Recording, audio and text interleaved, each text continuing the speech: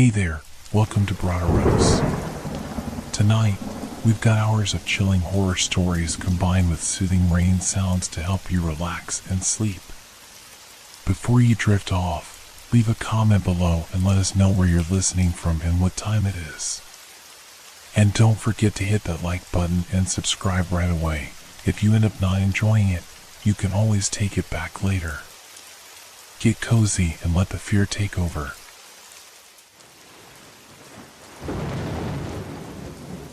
The misty lake of Oregon. The first thing I noticed when I arrived was the silence. The kind that presses in from all sides, wrapping around you like an invisible fog. It wasn't the peaceful kind of quiet you might expect from a retreat, but something heavier, more oppressive.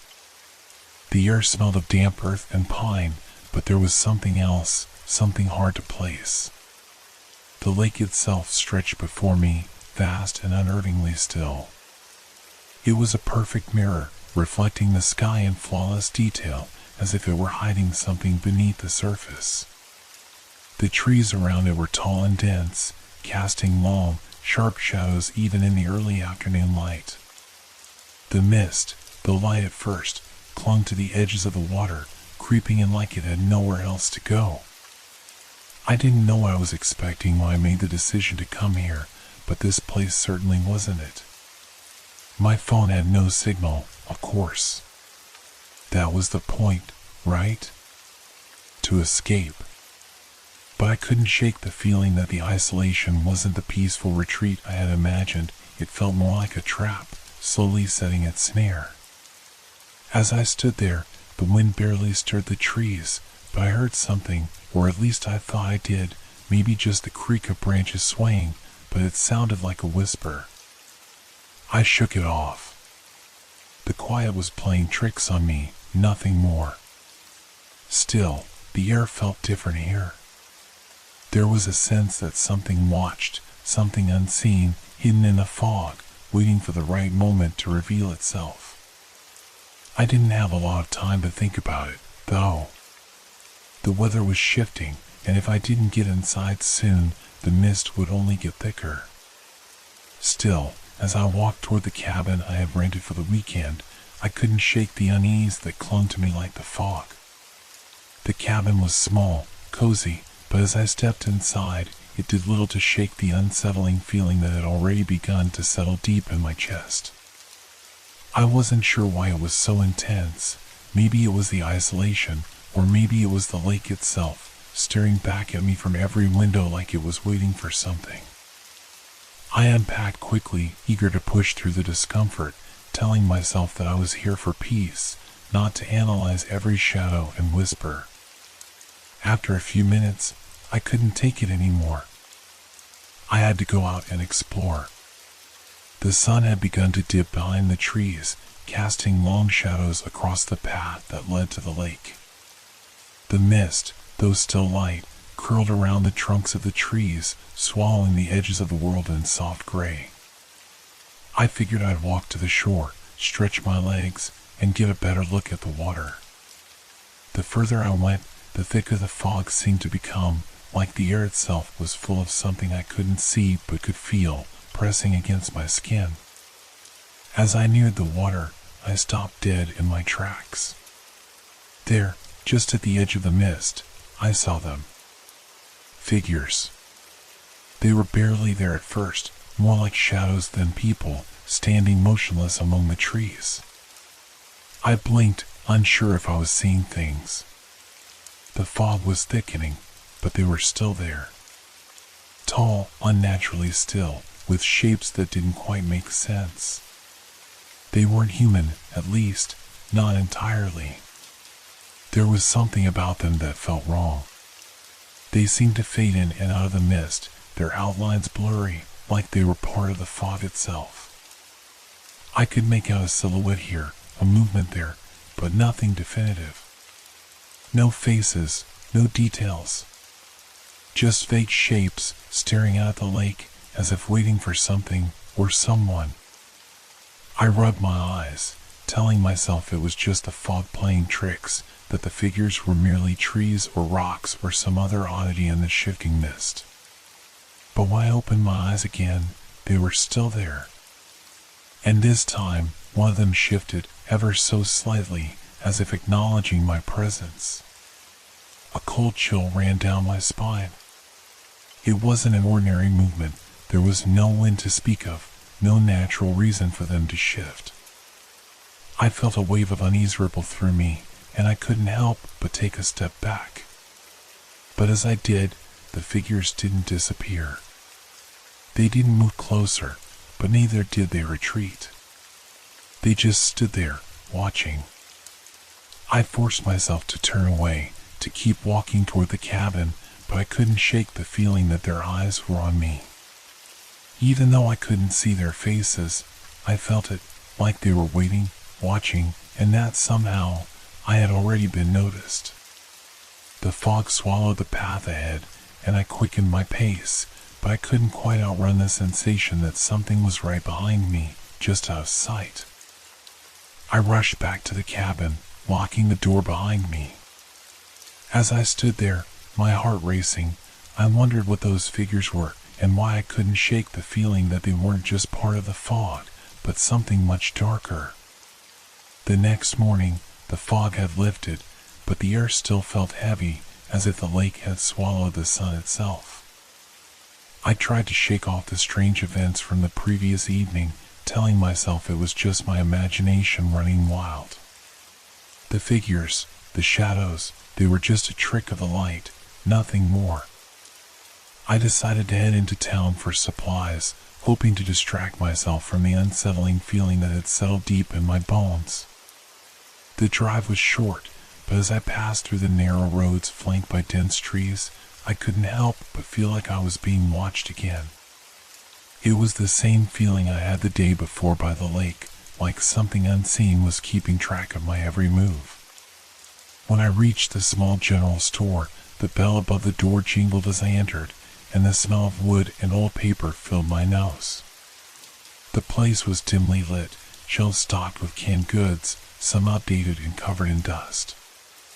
An older man stood behind the counter, his withered face set in a permanent scowl. His clothes were simple, worn jeans and a faded flannel shirt, but there was something about him that made me uneasy, like he was too familiar with the strange things this town hid. I grabbed a few essentials, trying not to notice the way his eyes followed me around the room. When I went to pay, he spoke. "You're staying out at the lake, huh?" His voice was gruff, deep, with a slight rasp.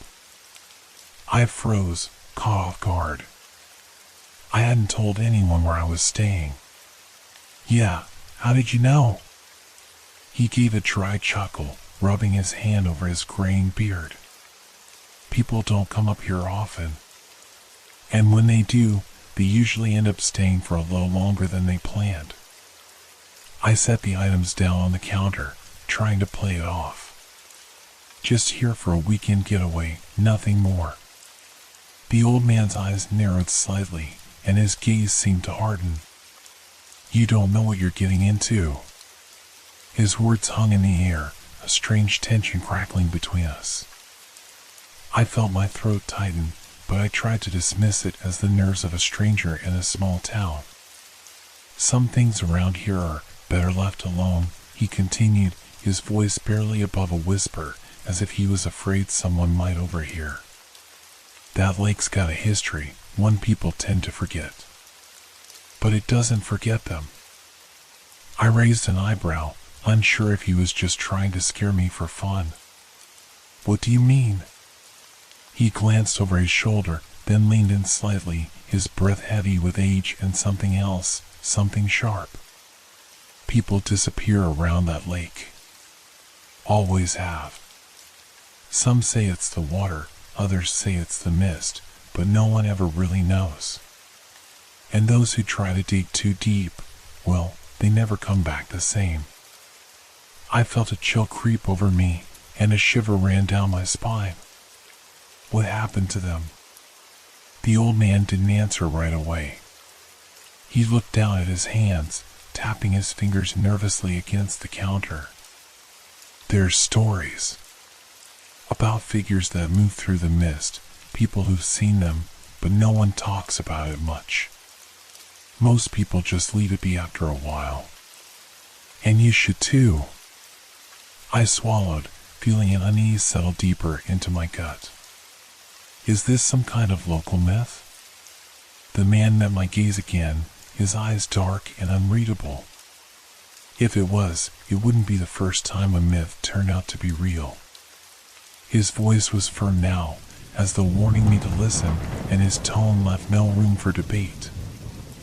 I wasn't sure if I was more disturbed by his words or the way he seemed so sure of them. I forced a smile, trying to ease the tension, but it didn't feel like I was in a place to argue with someone who had clearly lived here too long to dismiss the stories. I paid for my things quickly, my hands suddenly cold. The man didn't offer me any further advice, but as I turned to leave, he added one final thing, his voice low and almost inaudible. Don't go too far into the fog, son. It has a way of taking more than just your time. I left the store with my heart racing. The daylight felt unreal, as if the world around me was too bright, too sharp after the conversation. I told myself it was all nonsense, but the nagging unease clung to me, heavier now.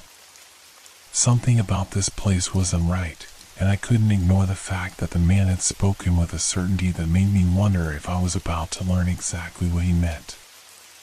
As the sun sank behind the trees, casting long, eerie shadows across the cabin, I couldn't shake the feeling that something was wrong. The quiet of the evening was too thick, the air too heavy. It was as though the world had been muted, wrapped in a blanket of silence that made even the smallest noise feel too loud. The mist, which had been sparse earlier in the day, now rolled in thick and fast, swallowing the landscape whole. The lake, once a mirror to the sky, was now a vast, unbroken expanse of gray, its surface churning with a slight, unnatural ripple, as if disturbed by something just below. I tried to relax, sitting by the window with a cup of tea, but my mind kept returning to the old man's words. Don't go too far into the fog. His warning echoed in my mind, leaving a lingering chill that no amount of warmth could chase away. I had told myself I'd forget about it, ignore the unease that had been building since I arrived. But tonight, something felt different. The air seemed to hold its breath, waiting for something to happen. It wasn't long before the first noise broke the stillness. At first, it was barely a whisper, just a faint rustling in the mist. I strained to listen, thinking it was just the wind picking up. But then I heard it again, closer this time. A soft, almost imperceptible footfall. A step in the fog, too light to be a person but too distinct to be the wind. I froze, my heart beginning to race. There was no one around, not that I could see anyway. The small patch of woods between the cabin and the lake should have been empty, but the noise came again, louder now. It was unmistakable, the sound of something, or someone, moving just beyond the reach of the mist, where the shadows and fog blurred everything into a ghostly silhouette. My breath caught in my throat. Was someone out there? My first instinct was to grab the flashlight by the door, but something stopped me. The old man's voice filled my mind, warning me about the fog, about how it made people lose their way. I couldn't risk going out there, not now, not with the air so thick and strange. But the noises didn't stop. They came again, closer this time, the soft crunch of footsteps on the damp ground, followed by a creak, like the sound of something shifting or moving, something far too heavy for the lightness of the footfalls. I stood frozen, watching the mist swirl outside. It felt as though the fog had thickened even more since I'd been sitting by the window, moving in toward the cabin, creeping up the walls like it had a mind of its own. The temperature dropped sharply, and I shivered, pulling my jacket tighter around my shoulders. The world outside had become a silent, shadowed void, and yet the noises kept coming, punctuating the silence with their eerie rhythm. I slowly crept to the door and peered through the cracked window, my pulse pounding in my ears. The world beyond was still, too still. There was nothing out there, no figure in the mist, no movement at all. Just the lake, the trees, and the fog. But the sounds were real. I wasn't imagining them. I stepped back from the window, my mind racing. What was making those noises? The logical part of me told me to calm down, that it was probably an animal, maybe a deer or some other nocturnal creature. But the more I thought about it, the more certain I became that these weren't the noises of any animal I knew. There was something deliberate in them. Something almost human. A loud thump broke the silence, a heavy, hollow sound that seemed to come from the direction of the lake. My heart skipped a beat. It was closer now, too close. The sounds were no longer soft and subtle. They were loud, as if something large was moving, dragging its weight through the fog. I could hear the faint scrape of something scraping against the ground, like a heavy object being dragged across the dirt. Then, a low, grinding noise, like something being moved through the thick fog. It came again and again, growing louder, as if it were circling the cabin, slowly drawing nearer. I couldn't bring myself to go outside and check. I was paralyzed, rooted to the spot. The fog had swallowed everything. There was no way to see what was out there. But the noises, they were real, and they were closing in. The door rattled suddenly, and I jumped, my heart pounding in my chest.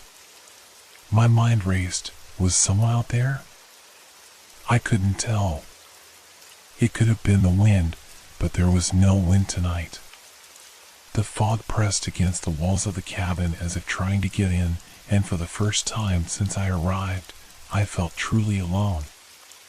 I backed away from the door, my breathing shallow, and sat on the couch, staring into the fog. The noises seemed to pause for a moment, as if whatever was out there was listening too. And then, just as suddenly as it had started, the sound stopped altogether.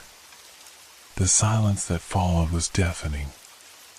I waited, not daring to move, not even daring to breathe too loudly. The rest of the night passed without incident, but I didn't sleep. I couldn't. The fog outside was thickening again, and I knew something was watching. I had hoped that sleep would offer some reprieve from the dread that clung to my mind like a second skin. But when the darkness finally settled in around me, and the fog outside thickened once again, I found no peace. The air felt heavy, as though the very walls of the cabin were pressing in on me. I lay in bed, staring at the ceiling, the sounds from earlier still echoing in my mind, refusing to fade. The stillness was maddening, and as my eyes fluttered shut, I hoped that sleep would silence the restless thoughts, at least for a few hours. But the moment I drifted off, it didn't take long for the dream to take hold. It began with a mist, dense and cold, wrapping itself around my body, pulling me deeper into the woods. I could see nothing but the swirling fog, hear nothing but the muffled sounds of my own footsteps echoing through the damp air. The trees around me stretched up like ghostly fingers, their twisted branches scratching at the sky. I couldn't tell if it was day or night. The fog had swallowed time, leaving me in a space where everything was hazy and indistinct. Then, a figure appeared, just on the edge of my vision, standing motionless in the mist. I couldn't make out any details at first, but I felt it, the presence of something watching me, its gaze cold and unblinking. My heart raced, but I couldn't look away. The figure was tall, its silhouette twisted and wrong, as though it had been pulled from the depths of the fog itself. It didn't move, didn't speak, but its eyes. I couldn't see them, but I knew they were there, locked onto me, watching. I tried to move, to turn away, but my feet wouldn't obey. My body felt heavy, as if the very air was pressing down on me, holding me in place. The figure seemed to grow larger, its presence closer, and with each step it took, the fog thickened around me. I wanted to scream, but no sound came from my mouth.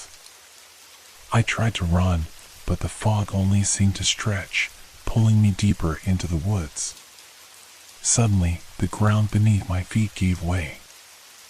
I stumbled, falling through the fog, my hands reaching out for something, anything, to stop my descent. But there was nothing, just emptiness. I hit the ground hard, gasping for air, but when I opened my eyes, the figure was there again, standing just inches from me, its presence suffocating. I couldn't breathe, couldn't move. The figure reached down, and though I could feel the weight of its hand, there was no physical touch. It was as though the air itself had become solid, wrapping around me, pulling me closer to it. I closed my eyes, trying to shut out the image, but the sensation remained, as if the fog had seeped into my very soul. And then, just as suddenly as it had all begun, the dream shifted. I was standing by the lake now, but it wasn't the lake I remembered. The water was black, reflecting nothing but the fog that clung to its surface. The shore was silent, the trees leaning over the water like twisted, skeletal figures. There was no sound, no birds, no wind. Only the soft, heavy hum of something wrong. I turned and saw the figure once more, standing at the edge of the mist. It wasn't alone now. Behind it, more figures emerged, blurry and indistinct, all watching me with the same cold, unwavering gaze.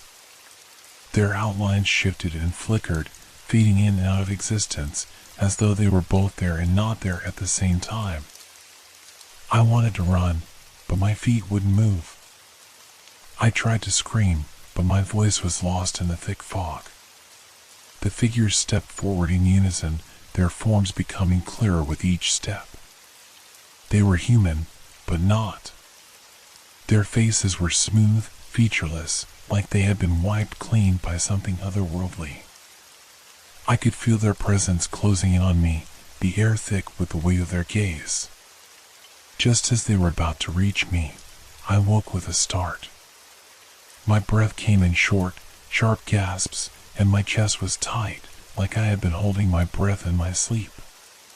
The fog outside had darkened the room, casting long shadows across the walls. The clock on the nightstand read just after 3 in the morning, but it felt like I had been trapped in that dream for hours. I sat up in bed, my heart still pounding in my chest, and tried to shake the dream off. But it lingered, like the fog outside, creeping into the corners of my mind. The figures, the sensation of being watched, of being trapped, it was all too real. I could still feel the weight of their gaze, the pressure of the fog, pressing down on me. The room was silent, but it wasn't comforting. I could still hear the echoes of the footsteps from the dream, still feel the suffocating grip of the mist. I looked out the window, but there was nothing there, just the thick, gray fog swirling outside, as if waiting for me to step into it again. I knew then that I wasn't alone here, and I wasn't sure if I ever truly had been. I woke to an unsettling quiet. The kind of quiet that settled over you like a heavy blanket, smothering any remaining comfort. The night had stretched on longer than I realized, leaving me with little more than the lingering unease of my dream. The fog outside was thicker than it had been the previous night, curling around the edges of the window like a creeping vine, swallowing the trees and the lake in its gray, oppressive mist. I sat up slowly, feeling the weight of exhaustion in my bones, my head still fogged from the remnants of sleep. The room was dim, with only the faintest light seeping through the drawn curtains, but the atmosphere was dense, thick with something more than just the damp air. The unsettling feeling that had gnawed at me since my arrival was still there, pulling at the edges of my thoughts. I swung my legs off the bed and stood, my feet cold against the wooden floor. The cabin felt strangely still, as if it were holding its breath, waiting for something. The silence was too absolute, too complete. I couldn't remember the last time I had heard any birds or insects, and even the usual rustle of the trees seemed absent. Pulling back the curtains, I peered out into the fog. The world outside had become an indistinct blur. I could barely make out the trees lining the edge of the lake, their shapes softened by the thickness of the mist.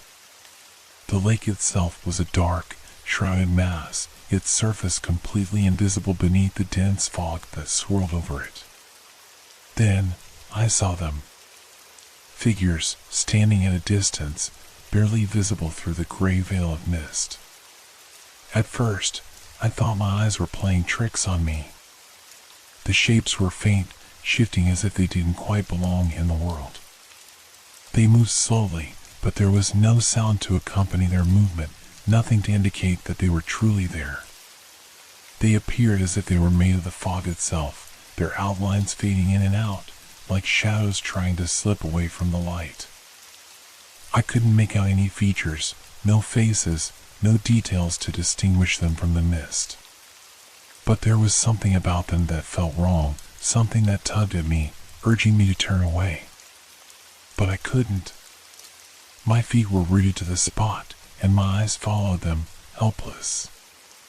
They moved in unison, drifting further into the fog, disappearing as quickly as they had appeared, vanishing behind the trees or perhaps into the mist itself.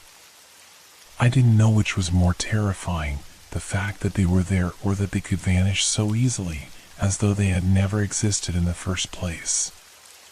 My pulse quickened, a knot forming in my stomach. I wasn't sure what I had seen, but I knew it wasn't natural. The mist had always been thick in this area, but I had never seen anything like this before. I had to remind myself that it could have been some trick of the light, or perhaps my mind still reeling from the strange dream. But no matter how I tried to rationalize it, I couldn't shake the feeling that something was watching me, something that wasn't quite human. I stepped back from the window, trying to calm my racing heart, but the air in the room felt suffocating, pressing in around me. I felt like the fog had reached inside, curling around my thoughts, choking out any logical reasoning. The figures, they were still there, lingering in my mind. I rubbed my eyes and looked again, but the mist outside was now eerily still. There was nothing there. The figures had vanished, and I was left questioning whether I had imagined them. But I knew deep down that I hadn't. The way they moved, the way they seemed to blend into the fog, it had felt too real. Too intentional. I quickly turned away from the window and grabbed my jacket. I couldn't stay in the cabin any longer. The air inside felt too close, and the suffocating silence was making my nerves fray. The only thing I wanted to do was get out, breathe fresh air, and try to make sense of what had happened. But as I stepped out the door, the cold, damp air hit me like a wall. The fog was even thicker now, swirling around me like an invisible tide. The world outside was distorted, every tree and rock softened by the mist, and I felt like I was walking through a dream, one that I couldn't escape. I stood at the edge of the porch, trying to focus my eyes through the thick veil of fog. The lake was a dark, shifting mass just beyond the trees, but all was still. The figures, if they had ever been there at all, were gone.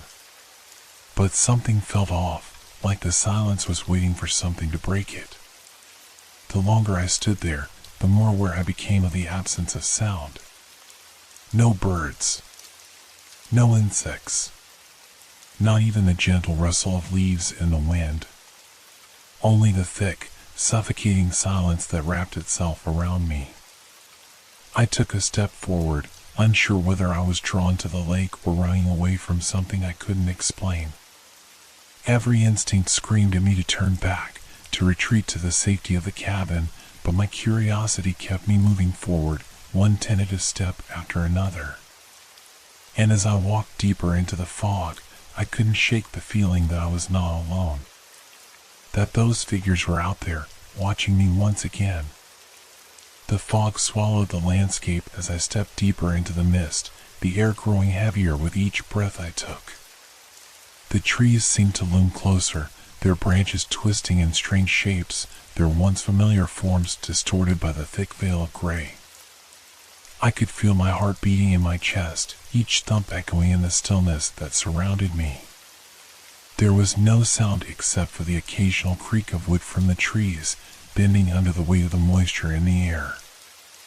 As I moved further from the cabin, the figures from earlier started to reappear, faint at first, like wisps of smoke just beyond the edges of my vision. At first, I thought it might be my mind playing tricks on me, a result of the sleepless night and the lingering terror of the dream. But no, there they were again, those same figures. They stood in the distance, half-formed shapes emerging and dissolving in the mist, barely visible but undeniably present. The more I stared, the clearer they became, yet their features remained obscured, as though they were clothed in fog, their faces veiled in shadows. They stood motionless, unmoving and distant, as if they were waiting for something, or perhaps waiting for me.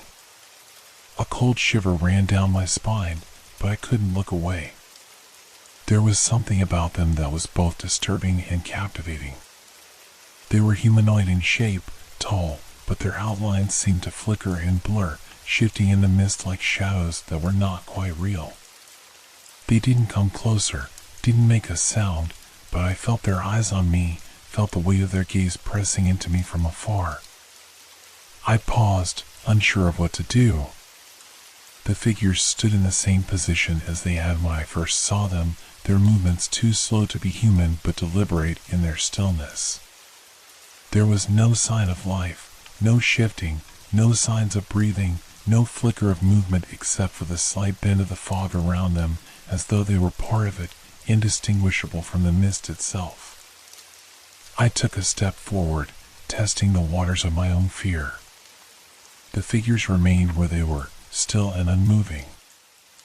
I walked a little further, trying to get closer, but as I did, they never seemed to draw nearer. It was as if the space between us remained the same, no matter how much I moved toward them. Each step I took was met with an equal distance that kept them out of reach, locked at a strange, unapproachable point. I stopped, my breath coming faster now. There was no way to explain what was happening.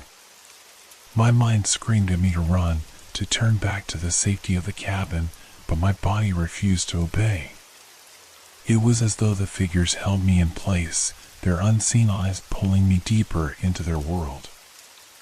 I strained my eyes, trying to discern any detail that would make them more real, more explainable. But there was nothing. They were just there. Figures cloaked in mist, stationary, waiting, but never moving closer. I could not hear their footsteps, nor did I see them shift or breathe. And yet, I knew they were aware of my every movement. I could feel their gaze, a cold presence that seemed to follow me with each step, even as they stayed rooted in place. I tried to rationalize it. Maybe they were simply people lost in the fog, waiting for rescue or for a chance to find their way. But there was something about them that didn't sit right. No person would stand so still, so unnaturally motionless, in a place like this. No one would remain so far away, just observing, as if they had no intention of ever approaching. The silence hung between us, thick and suffocating. Every part of me wanted to run back to the cabin, to hide from whatever this was. But I couldn't. I was frozen, caught in a strange limbo where I could neither go forward nor retreat. I took another step, my foot scraping lightly against the wet earth, but nothing changed. The figures remained the same distance away, as if the fog itself had placed a boundary between us, one that neither of us could cross. My chest tightened, my breath coming in shallow bursts. Something deep inside me whispered that I needed to get closer, that I needed to understand what they were, to confront whatever this was before it consumed me entirely. But despite the pull, despite the undeniable urge to uncover the truth of the figures, I found myself rooted in place, my feet unwilling to carry me any further. And so we remained, me, standing at the edge of the fog, them, silent and still in the distance. Watching, waiting, but never moving closer. A strange standoff in the mist, where I was left with nothing but the feeling that I was being observed, watched by something that wasn't quite human and wasn't quite real. I wasn't sure how long I stood there, locked in place by fear and uncertainty. But eventually, I turned, every instinct now screaming at me to leave. I could feel the weight of their gaze on my back as I walked slowly toward the cabin, but I didn't dare look back. The figures never followed. They just remained there, like ghosts in the fog, watching, waiting, but never moving. I couldn't shake the images of the figures from my mind. They were still there, haunting the corners of my thoughts, each one etched into my memory with a clarity that made my skin crawl. I had tried to ignore it, to push it down, but the more I thought about them, the more I became convinced that something was wrong, something far more sinister than a trick of the fog or an overactive imagination. But still, I couldn't decide whether to investigate further or to turn my back on this eerie lake and never look back. As I stood there, just outside the cabin, I felt a wave of indecision wash over me. The fog had settled around me once again, thick and oppressive, but the air was colder now, sharper. The unsettling silence felt heavier, as though the world itself was holding its breath, waiting for me to make a choice. I could hear my heartbeat, each drum ringing in my ears. The thought of going back to those figures, to confront whatever they were, felt wrong, instinctively wrong. Every fiber of my being screamed for me to run. Leave the lake. Leave this cursed place behind. But another part of me, a more curious and reckless part, whispered that I had to understand what was happening. Why had I seen them? Why were they watching me? I turned back toward the mist, staring out into the dense gray fog, hoping to catch a glimpse of them again. There was nothing but the swirling emptiness of the lake and the twisted shapes of the trees fading into the fog. It almost seemed like the figures had never been there at all, like they were a hallucination brought on by fatigue and stress. But I knew better. I had seen them. I had felt them. And I couldn't shake the feeling that something was calling me forward, something that wanted me to come closer, to see it for myself. What if they're just people? My mind whispered. People lost in the fog. People who need help. But the logical part of me, the part that understood the dangers of being out here alone, knew that was unlikely. No one would stand motionless in the mist, never moving, never coming closer, if they needed help. No. These figures were different.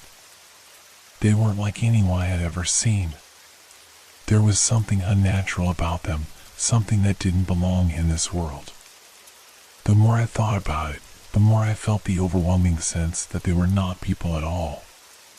But what if I was wrong? What if there was a reasonable explanation, a way to make sense of what I had seen? What if there was some logical answer that could make the fear and confusion go away? I could just leave, I told myself. Pack my things and go. Drive back to civilization. Forget this ever happened. The idea was tempting, but a part of me recoiled at the thought. I couldn't just walk away from this, not without answers. I was here now, and I couldn't shake the feeling that I was meant to understand what was happening. What was this place hiding? Why had I been drawn here in the first place? There was no denying that a part of me was terrified. Every instinct told me to flee, to abandon whatever strange pull was urging me deeper into the fog. But that same part of me, the curious part, the part that couldn't resist the urge to know, was pushing me forward, telling me that I needed to find out the truth, no matter the cost. I could already hear the whispers in the back of my mind. You'll never know unless you go closer. You'll never understand what's out there unless you face it. But was it worth the risk? The fog seemed to respond to my inner turmoil, swirling around me in patterns that felt almost purposeful. I could see nothing but the gray mist, feel nothing but the chill creeping into my bones. Every shadow, every movement of the air felt ominous, like the world itself was trying to keep me from moving forward, trying to warn me. I took a step forward, then hesitated. I was torn. My feet felt heavy, as if they were weighed down by the gravity of the decision I had to make. Part of me longed to run back to the safety of the cabin, lock the door, and never look back. But another part of me, no matter how illogical it seemed, felt as though I had no choice but to investigate, to walk into the fog, to find the truth. But truth was a dangerous thing, wasn't it? What if the truth was something I couldn't come back from? What if the answers I saw were far worse than the questions? I stood there, frozen, unsure of what to do. The fog continued to swirl around me, thicker than ever, and I realized then that I was waiting for something. For some sign. Some reason to move forward. Or for some sign to turn and leave. I could hear the distant sound of water lapping against the shore, but even that felt eerie, distant, foreign. I could no longer tell if the sound was real or if it was just my mind, building the atmosphere in a way that made everything seem more foreboding. Just go. Just look. See what they are. The voice in my head pushed me forward again, urging me toward the mist, toward the figures. But as I moved, I couldn't shake the feeling that something was watching me, not from the mist, but from within myself. The fear I had tried to ignore was now louder than ever, shouting at me to turn back, to listen to my instincts. But my curiosity drowned out the fear. And so, against every instinct telling me to retreat, I stepped forward. But something held me back, something deeper than fear, something darker. I couldn't move any further. And so I stood there, caught between two choices, one leading into the unknown, the other leading back to safety. Neither choice felt right, and yet I knew I had to make it. What would happen if I stayed? What would happen if I left? The fog seemed to close in tighter around me, as if urging me to decide. It was time to choose. The decision hit me like a wave, sudden and overwhelming. I wasn't sure why I had decided to move closer, but it felt like the only thing left to do. The fog was thickening around me, swirling in ever-changing patterns, but something in its chaotic motion seemed to call me forward. The figures were out there, still, waiting, watching. Their stillness felt like a challenge, like an invitation. The fear was undeniable, gnawing at my insides like a hunger that couldn't be ignored. But with it came something else, something darker, curiosity. A pull that was almost magnetic, drawing me into the fog despite everything I knew about the dangers of this place. Despite every instinct telling me to turn and run, to go back to the cabin and lock the door. I couldn't resist the compulsion to understand. My feet moved, hesitant at first, but steadily. Each step felt like a betrayal, a step away from safety, but it was too late to turn back now. The figures were still there in the distance, faint, like wraiths in the mist. The more I stared at them, the more they seemed to shift in my mind, their forms growing clearer despite the distance. But something about them still seemed wrong. There was no sound except for the soft shuffle of my feet against the damp earth, the low murmur of the water lapping at the shore. The world felt smaller now, like it was closing in around me. The trees that had seemed so familiar before now stood like silent sentinels, their branches twisted in ways that seemed unnatural, almost threatening. And the mist, that ever-present fog, seemed to grow heavier with each step I took. I didn't want to admit it, but I could feel my pulse quickening. My breath came faster, the air colder with each inhalation. The figures were moving ever so slightly in my vision, as though they were responding to my approach. But still, they didn't move closer, didn't come toward me. They just watched, waiting.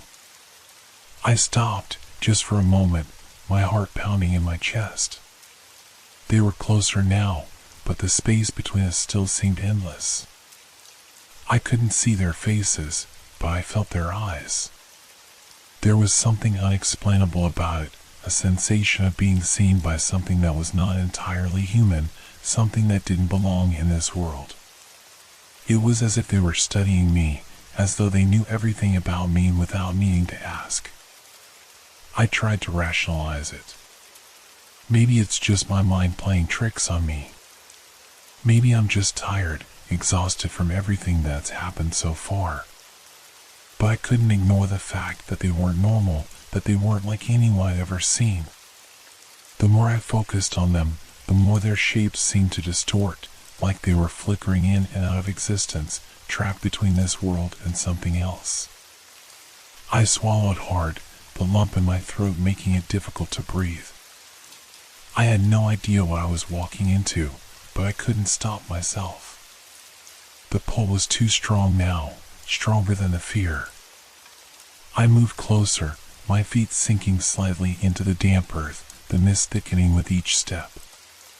The air was colder now, almost painfully so, as though the fog itself was alive, wrapping around me like a heavy blanket. I could feel the moisture clinging to my skin, soaking through my clothes.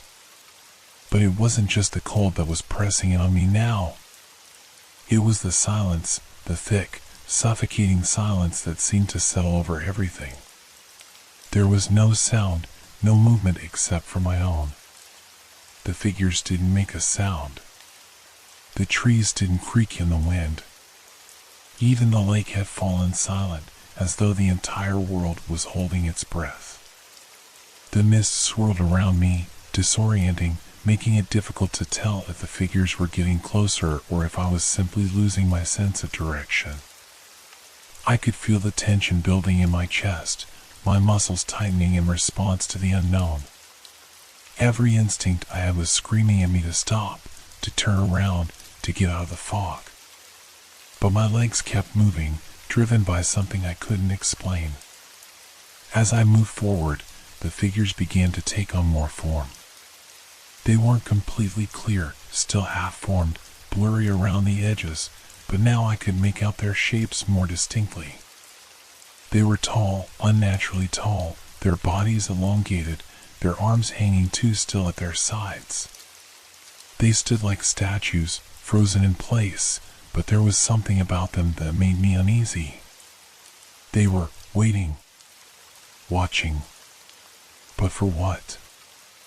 I tried to calm myself, to reason with my racing thoughts. It's just the fog. It's just the isolation. You're imagining things.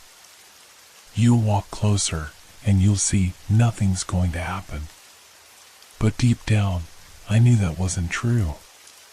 Something was wrong, and I couldn't ignore it any longer. I was too far in now to back out. I took another step. Then another. The figures didn't move. But I could feel them. I could feel their presence, pressing against me like an unseen weight. They were still too far away to touch, but I felt their eyes on me, heavy and unblinking. I could hear their silence, and that silence was louder than any sound I had ever heard. I was close now, too close. But as I approached, I realized that no matter how much I moved forward, the figures never seemed to get any closer.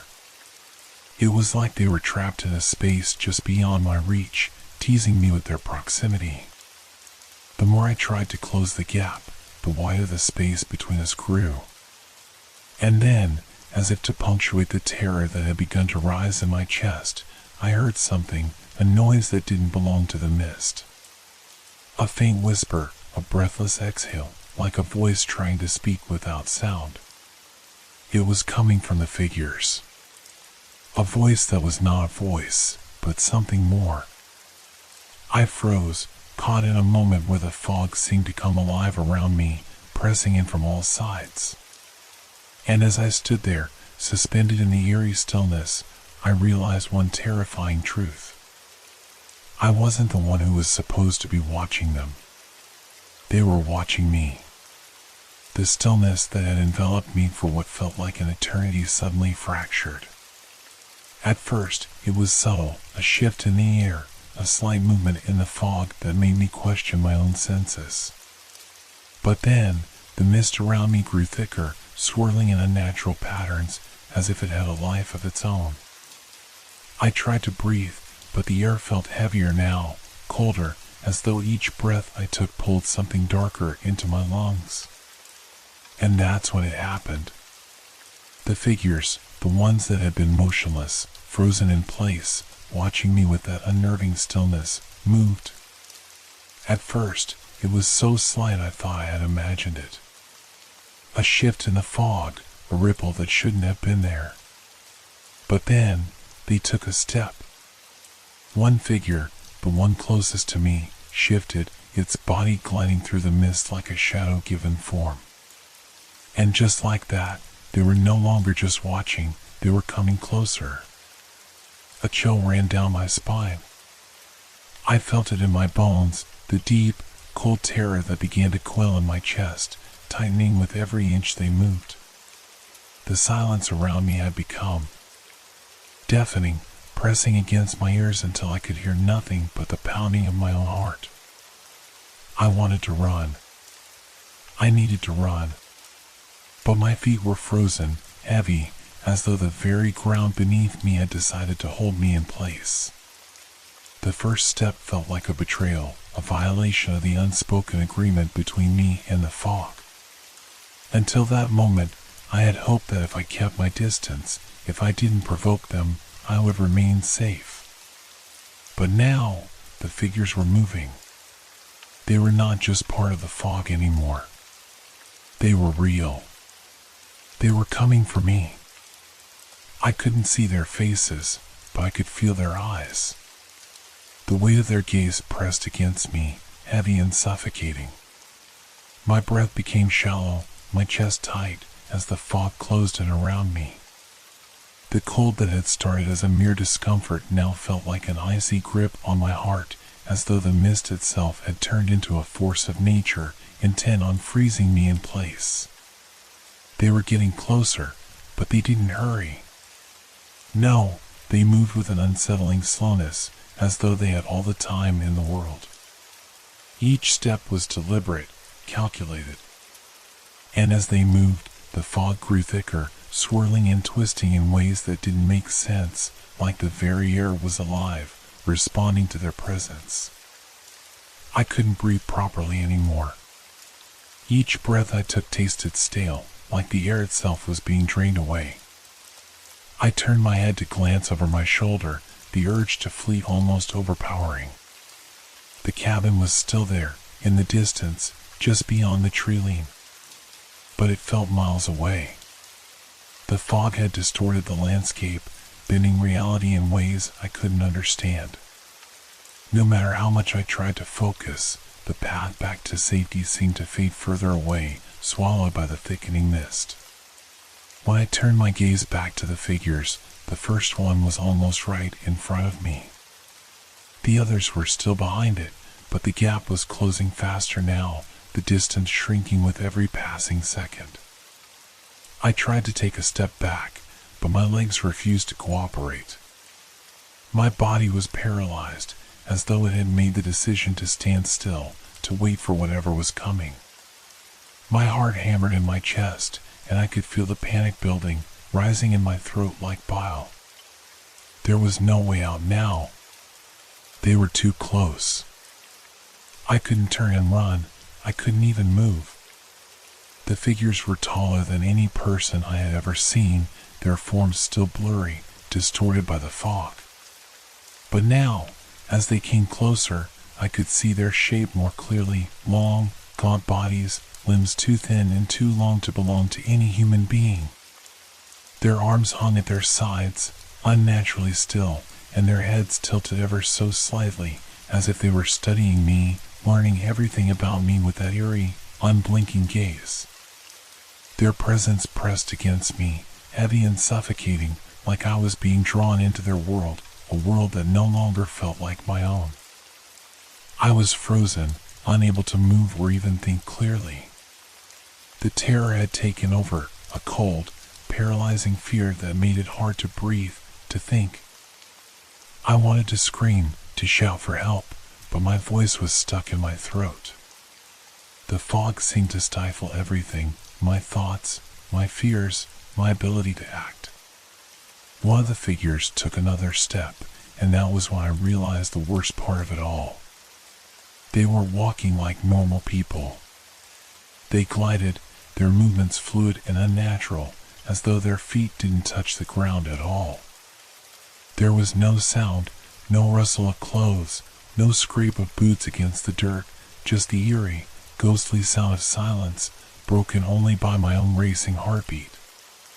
The figures were getting closer, almost within reach now, their long, skeletal forms looming over me like something out of a nightmare.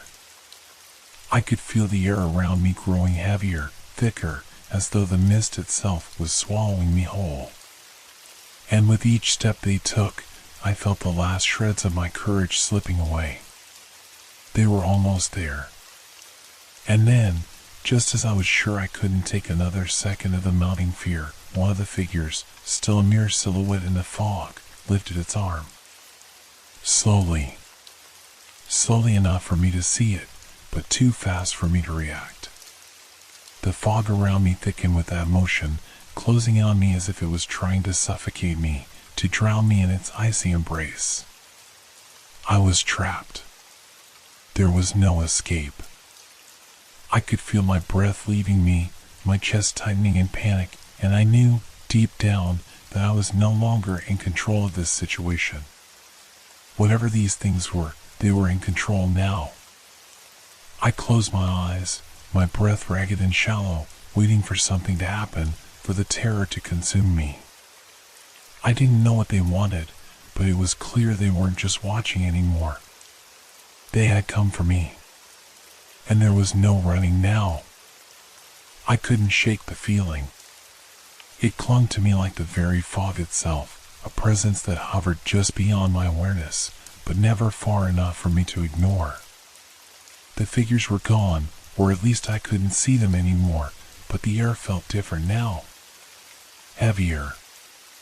As though the world around me had shifted, and I was no longer alone. The mist hadn't cleared. If anything, it had thickened, rolling in deeper, swallowing the space around me. It curled around the trees, winding through the underbrush like something alive, hungry. I couldn't see much more than a few feet in front of me, and yet I felt like someone, was just out of sight, waiting. Every instinct told me to turn back, to run, but I couldn't. My legs were stiff, unwilling to move faster than a slow shuffle. Every step seemed to echo louder in my ears, each sound reverberating against the silence of the fog, amplifying the dread that gnawed at my insides. My breath was shallow, a constant hitch that seemed to come from some place deep within me. Then I heard it. A soft shuffle, just behind me. Too quiet to be certain, but loud enough to make me stop. My heart jumped in my chest. I turned quickly, a sharp movement that caused the mist to swirl around me in quick, angry motions. But nothing was there. Just the fog. The trees. The eerie stillness. But it wasn't right. I wasn't alone. I could feel it. That gnawing, suffocating sensation of being watched. I wasn't imagining it this time. I knew something was there, something just beyond my reach. I forced myself to keep moving, one step at a time. Each footfall was deliberate, cautious, like I was walking on the edge of some terrible precipice. But as I moved forward, the sounds of the fog seemed to grow louder. Not just the breeze in the trees or the gentle murmur of the lake, but something sharper, more menacing. A snap of twigs in the distance, too sharp to be a natural sound. The low, almost imperceptible rustle of something shifting in the mist. And the worst part was, I couldn't tell where it was coming from. It was as if the sounds were all around me, closing in with each passing moment. I stopped again, trying to steady my breathing, to listen more closely. The silence returned, pressing against my ears, but I could feel something else beneath it, an unsettling hum, a subtle vibration in the air that made my skin crawl. It wasn't just the sound of the mist. It was the sound of something else, something that didn't belong. The hair on the back of my neck stood up, the familiar feeling of terror creeping up my spine. I moved again, faster now, my pace quickening despite my mind's protests. The fog wasn't just mist anymore. It was a wall, one that closed in on me, pushing me further into its grasp with every step. My thoughts were clouded with fear, my mind struggling to make sense of it all. It's just the fog. It's just the isolation, I told myself. But there was no comfort in those thoughts anymore. The noise came again. Closer this time. I spun around, heart racing. The mist seemed to shift as if something was moving through it, something large and dark. But when I looked, there was nothing there, only the swirling fog and the dark trees that surrounded me like a cage. I could almost taste the fear now, thick and bitter, coating my tongue. It's just the wind. That's what I tried to tell myself, but even as the thought crossed my mind, I knew it wasn't true. The sound wasn't the wind. The wind didn't snap twigs like that. It didn't shift the fog like that. The air felt heavier with every second that passed, and the presence around me, the one I could feel but never see, seemed to grow stronger. I took another step, my breath catching in my throat. I didn't want to look back, but I couldn't help myself. I needed to know. I needed to see. The mist parted for just a moment, enough for me to catch a glimpse of something moving. Something tall. Something thin. A figure. It was there, in the distance, just at the edge of my vision. It stood there like a shadow, still as stone, watching. But I didn't need to see it clearly to know it was watching me. I could feel its eyes on me, heavy, suffocating. My heart skipped a beat, and my breath caught in my chest. I wanted to scream, to shout for help, but I couldn't. The terror had locked my voice in place. It was all I could do to keep moving, to keep putting one foot in front of the other. But no matter how fast I moved, the sound, those faint, sharp noises, never stopped. They followed me, always just a step behind, as though they were part of the mist itself, woven into the fabric of the air around me. I tried to convince myself that it was just my mind playing tricks, that the fog was distorting everything, that I was just imagining things. But deep down, I knew the truth. Something was out there. Something was following me. The noise grew louder again, this time unmistakable. A snap. A soft grunt, low and guttural. It came from behind me, too close now, too close to be ignored. My heart pounded in my chest, and my breath came in short, sharp bursts. I had to keep going. I had to get away. I turned my head sharply, and for a moment, I thought I saw something, a shape darting through the fog, a fleeting glimpse of a figure. But when I blinked, it was gone. Only the mist remained, swirling around me, thick and cold. I couldn't see them, but I could feel them. I could feel their presence, pressing against me like a weight, suffocating and relentless. They were closer now, moving in the fog like shadows in the dark, and I was the prey. I could hear them, feel them behind me, and the terror that had been building since I first stepped into this cursed place had finally come to a head. I was no longer alone. The sound was unmistakable now, a breath, sharp and wet, right behind me. Too close. Too real. And I knew, with absolute certainty, that whatever was out there was closing in. I couldn't run any longer.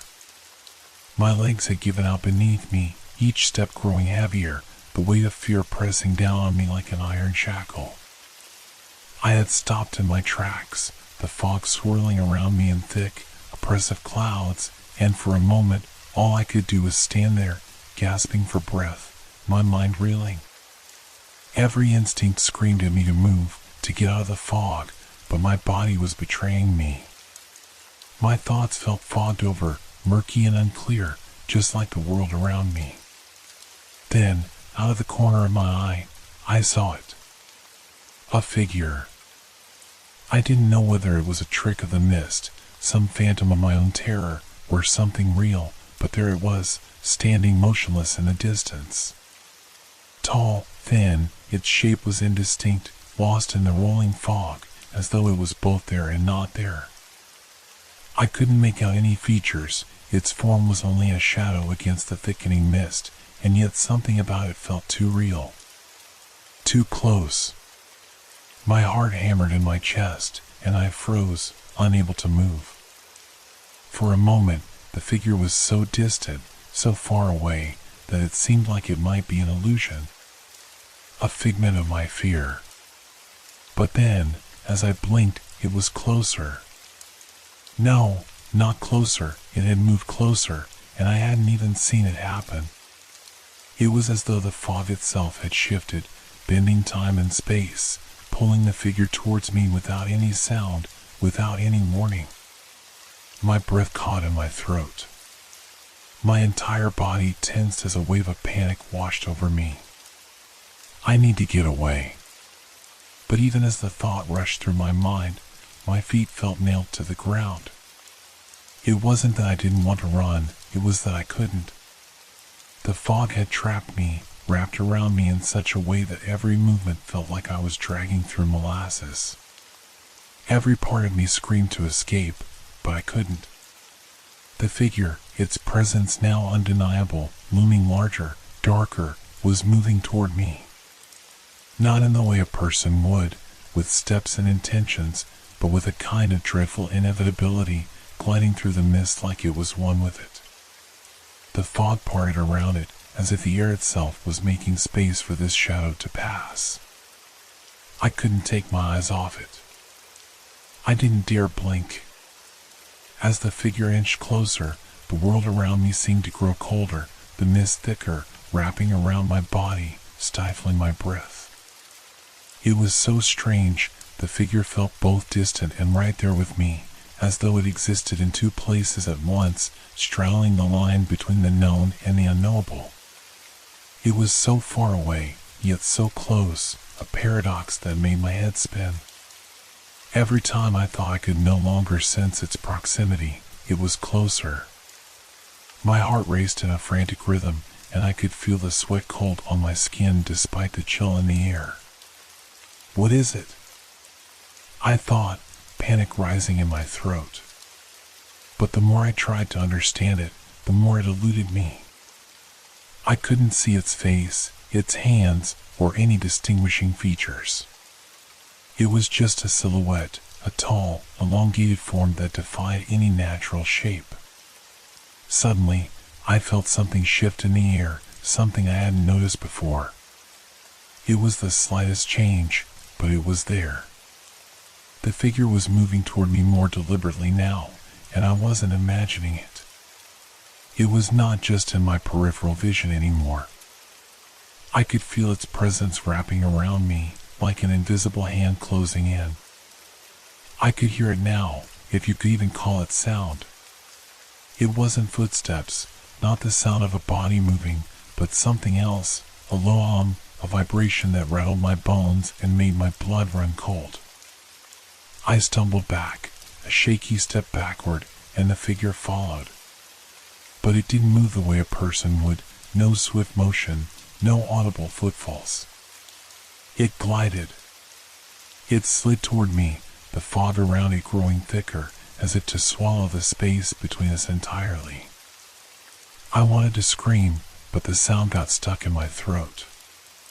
A strangled gasp was all I managed to release, a pathetic sound that was swallowed by the oppressive silence around me. I glanced wildly to my sides, hoping for some escape, but the mist seemed to close in tighter. The figure moved again, closer now, only a few feet away. And still, it hadn't made a single sound. There was no shift in the air to indicate its movement, no disturbance in the fog. It simply was, and it was all around me. I could feel the fog pressing down on me now, not just with cold, but with a weight, a pressure that seemed to push against my chest, making it harder to breathe. My body felt numb, like the terror had drained me of all strength, and I was left standing there, waiting for something I couldn't understand. I could no longer tell where the figure ended and the fog began. And then, just like that, it was gone. I couldn't say how or why it vanished, but 1 second it was there, and the next, it wasn't. I blinked and it was gone, as though it had never been. The fog around me seemed to grow thicker, denser, and I stood there in the silent aftermath, my pulse still racing, my mind in a whirlwind. Had it been real? Had I imagined it? But deep down, I knew the answer. I wasn't imagining it. It had been real. And it had been waiting, watching me. And now it was gone, but not gone for good. I could still feel its presence lingering, hanging in the air, as if the mist itself carried a fragment of its essence. It would come back. It always came back. I tried to move, to regain control over my body, but the terror lingered, gnawing at me, sinking deeper into my bones with every passing second. The worst part of it all was that I didn't feel any safer. In fact, I felt worse. I didn't know if I was being followed, if the figure was still up there watching me, or if there were more of them.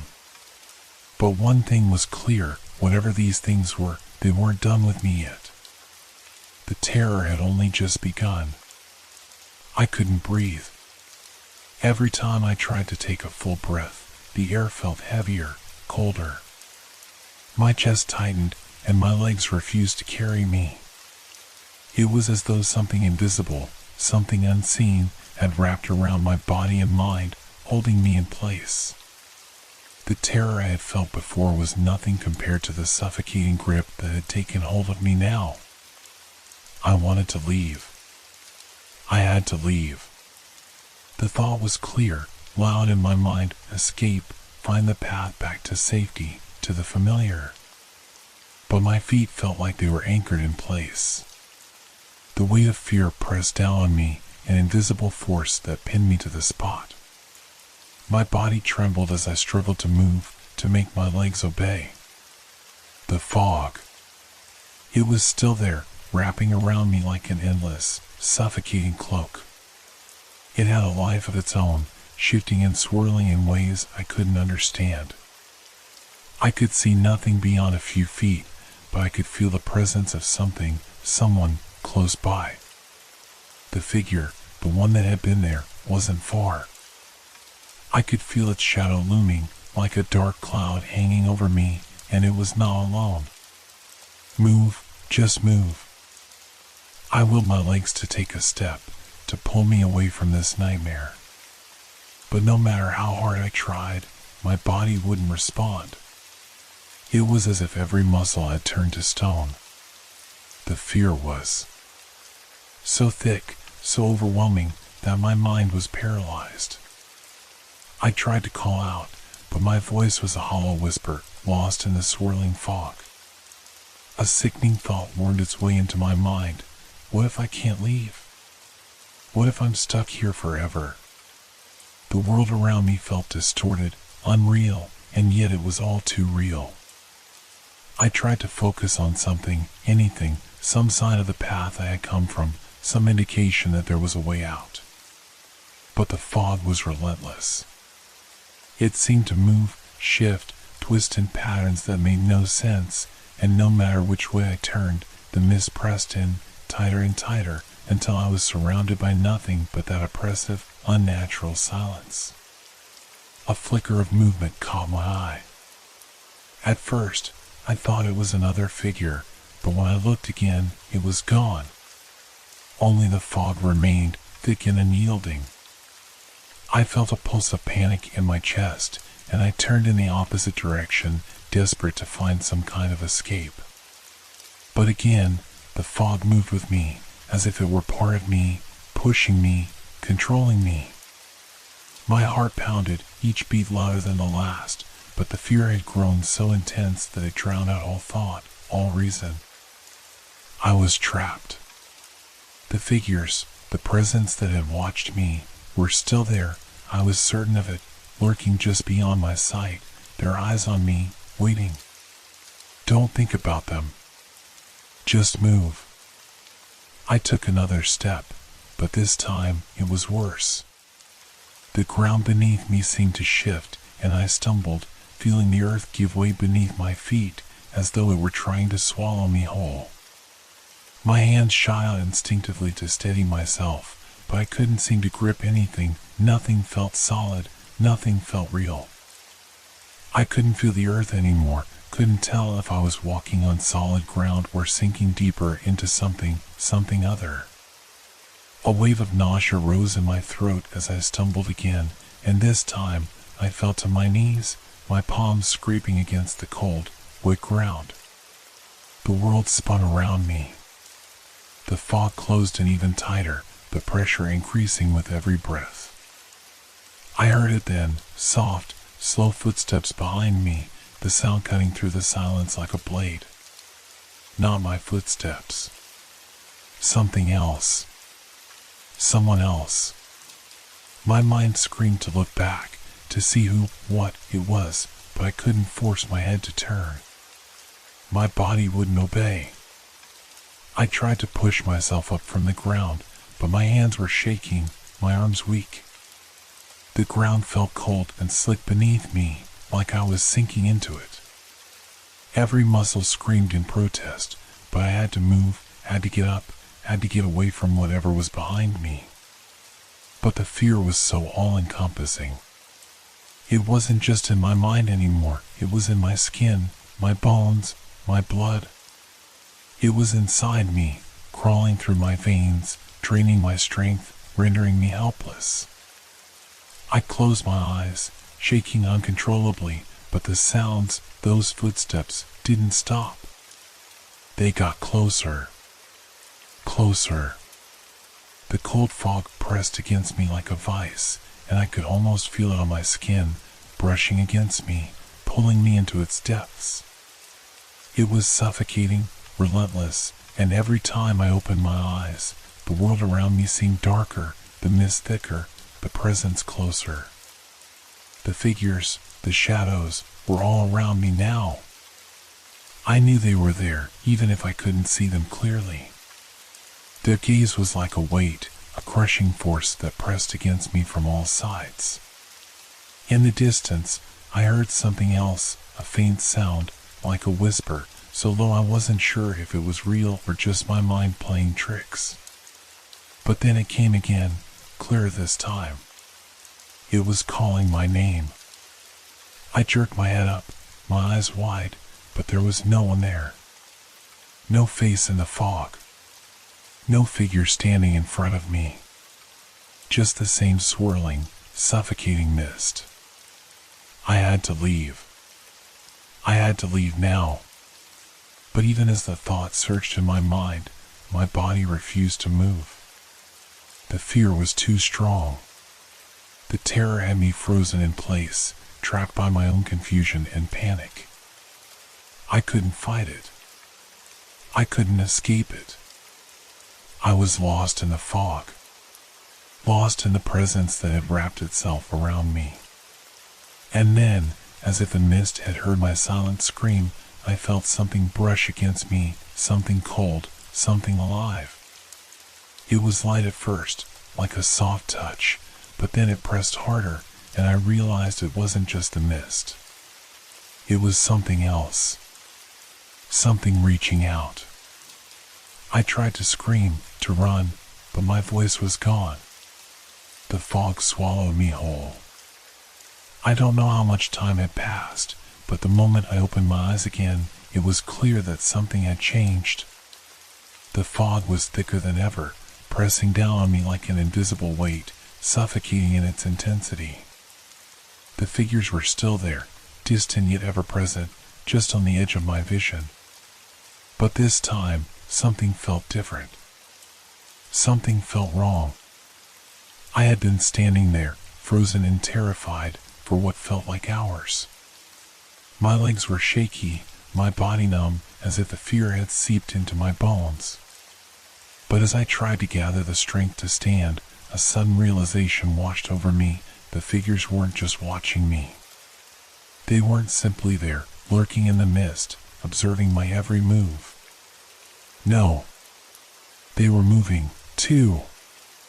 At first, I had thought it was the fog playing tricks on my eyes, shifting and warping, making them appear to come closer and then fade into nothing. But now, I could see it clearly. The figures weren't just stationary, like passive observers. They were subtly, slowly, drawing me in. It was like they were beckoning me, pulling me deeper into the fog, into their world. I hadn't noticed it before, but now it was undeniable. Every time I turned, trying to get away, they seemed to be closer, just beyond the edge of the mist. Every time I tried to move in the opposite direction, my feet somehow carried me back toward them. I wasn't running away, I was running toward them, as if I had no control over where my body went, as if something else was guiding my every step. My heart began to race again, that cold, sick feeling in my chest rising as the truth became clear. The figures weren't just haunting me. They weren't content with merely watching, they were luring me, pulling me deeper into their trap. Each step I took, they followed me, only to draw back just a little, forcing me to keep moving, forcing me to keep walking toward them, step by step, until I no longer knew where I was, where I had come from, or how far I had strayed. I shook my head, trying to break free from the fog, to make sense of what was happening, but the more I struggled, the worse it became. The fog wasn't just thickening, it was closing in on me, narrowing my world to a tiny, suffocating tunnel.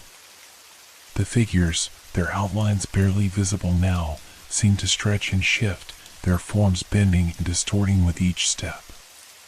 They were moving closer, but they weren't walking, they were gliding, drifting through the fog, effortless and silent, always just out of reach, like phantoms that existed in two places at once, hovering on the edge of reality.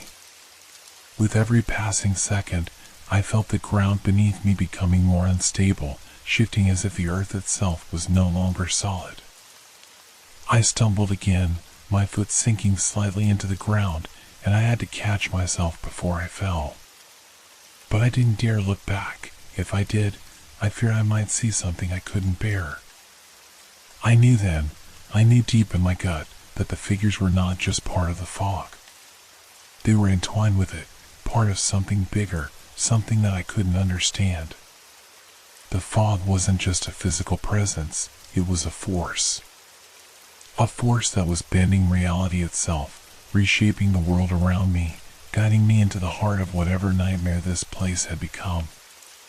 My legs screamed in protest, begging me to stop, to rest, but my feet kept moving, dragging me toward the figures that seemed to be waiting for me. Their shapes began to become clearer, more defined, taller, more elongated. their faces indistinguishable but somehow still present, staring with hollow, empty eyes that made my blood run cold. And the worst part was that they were running after me. They weren't chasing me, not in the way I had imagined. They were moving at their own pace, as if they had all the time in the world, guiding me, leading me toward them, towards something I couldn't understand.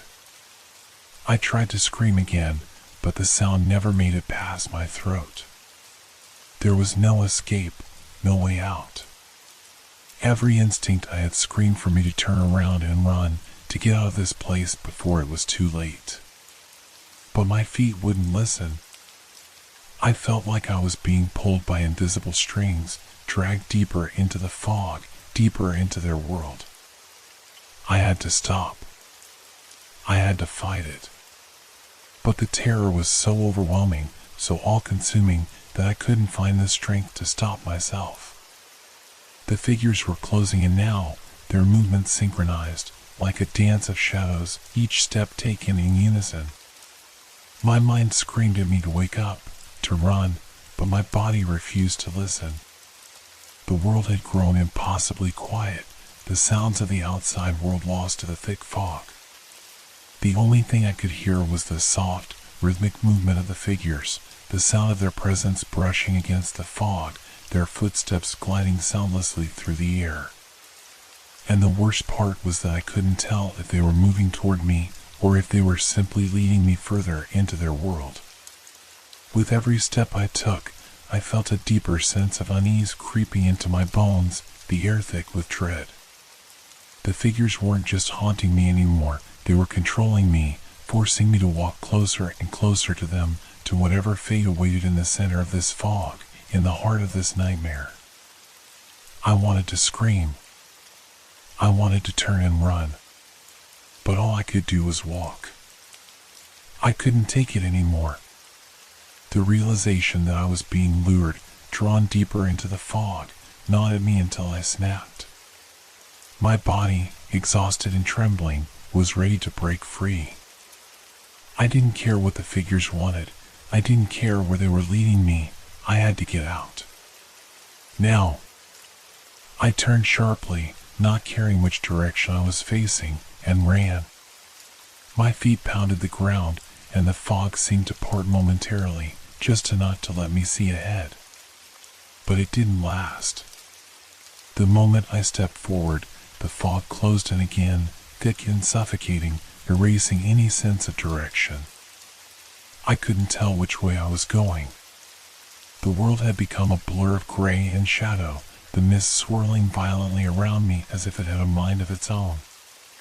With every step I took, I felt my heart pounding louder in my chest. Panic surged through me, hot and wild. My breath came in ragged gasps, and yet the more I ran, the more disoriented I became. The fog seemed to shift and warp, making it impossible to gauge distance, to know where I was. It felt like the ground beneath me was shifting, like the very earth had turned into a maze that I couldn't escape. I stumbled over something, a stone, perhaps, but I didn't stop to look. I pushed forward, forcing my legs to keep moving, ignoring the growing ache in my muscles. I had to find my way out. I had to get back to the cabin, back to where it was safe. But then I stopped. I froze. I had run for what felt like an eternity, but I couldn't see anything anymore. No path, no sign of the shore or the clearing I had come from. It was as if the world had swallowed me whole. The fog was now so thick, so all-encompassing, that it felt like I had entered a void, a place where time and space no longer mattered. There was no sky above, no ground beneath, only a shifting gray that surrounded me on all sides. My pulse quickened as the terrifying thought struck me. I don't know where I am. The panic surged back, this time even worse than before. I turned in every direction, trying to find something, anything, that might guide me back to where I started. But there was nothing. Just the swirling fog, thickening with each passing second, consuming everything in its path. The figures. They were still there. I knew it. Even though I couldn't see them, I could feel them. Watching me. I took another step. No, I wasn't running now. I was stumbling. I was lost. Every step felt wrong, as though the ground had shifted beneath me, pulling me in new directions, turning me around without warning. I couldn't tell if I was walking forward or backward. I couldn't tell if I had been running in circles. It was as though the fog itself had swallowed up all sense of reality, all sense of space and time. I tried to call out, but my voice was strangled, lost in a dense mist. The only sound I could hear now was the rushing of my own breath, the frantic beating of my heart in my chest, louder than anything else. I turned again, panic tightening my chest. But no matter how many steps I took, no matter how much I strained my eyes to see through the fog, there was nothing. No cabin, no clearing, no sign of anything familiar. It was as though I had entered a different world, a world where nothing made sense, where time was lost, and everything I knew had faded away into the fog. Suddenly, I thought I heard something, a sound. The faintest rustle, the softest movement through the fog. My heart skipped a beat, and I stopped dead in my tracks, straining my ears to listen. The sound was coming closer. The soft, measured steps of something, or someone, moving through the mist, just behind me. Not fast, not chasing me, but slowly, deliberately, as though it knew I would panic, knew that I would turn around and run, only to find myself lost once again. I couldn't breathe. I couldn't think. My legs were weak beneath me, and for the briefest moment, I considered just sinking to the ground, letting whatever this was take me. The terror that gripped me was too much. But no! I had to keep moving. I had to keep fighting. But as I turned, as I tried to find a way forward, I only stumbled further into the fog, deeper into the trap that had been set for me. The world around me was spinning, the mist swirling in an unrelenting, dizzying motion, and I realized with a sickening certainty that I was completely, utterly lost. There was no escape. No way out. The fog had claimed me, and the figures, whatever they were waiting. I wasn't running from them anymore. I was running in circles, and they were drawing me in. Every step I took, every attempt to escape, only brought me closer to the center of their world, to whatever fate awaited me in the heart of the mist. I collapsed to my knees, gasping for breath, but the air felt heavy, like I was breathing in something thick and unnatural. The world around me seemed to pulse, the fog alive with movement, shifting in response to my fear. I reached out, desperate for something solid, but my hands found only more fog, more emptiness. And then, just as I thought I might lose my grip on reality completely, I heard it. The whisper. Soft. Familiar. Calling my name. It was not just a sound. It was a presence. A voice that seemed to come from all directions, surrounding me, pulling me in, drawing me closer to whatever waited in the depths of the fog. I didn't know how much longer I could keep running, or if I even could anymore. The fog was closing in, and the figures were still there, silent and patient, waiting for me to take one more step into their world. I was trapped. I had no idea how much time had passed since I started running. It could have been hours, maybe days. Time had become as distorted as the world around me. The thick, choking fog had swallowed everything. The familiar world, the path I thought I had known, was gone. In its place, there was only an endless, swirling gray that seemed to stretch in all directions, warping and bending with each step I took. I tried to count the moments, to mark time in some way, but it was impossible.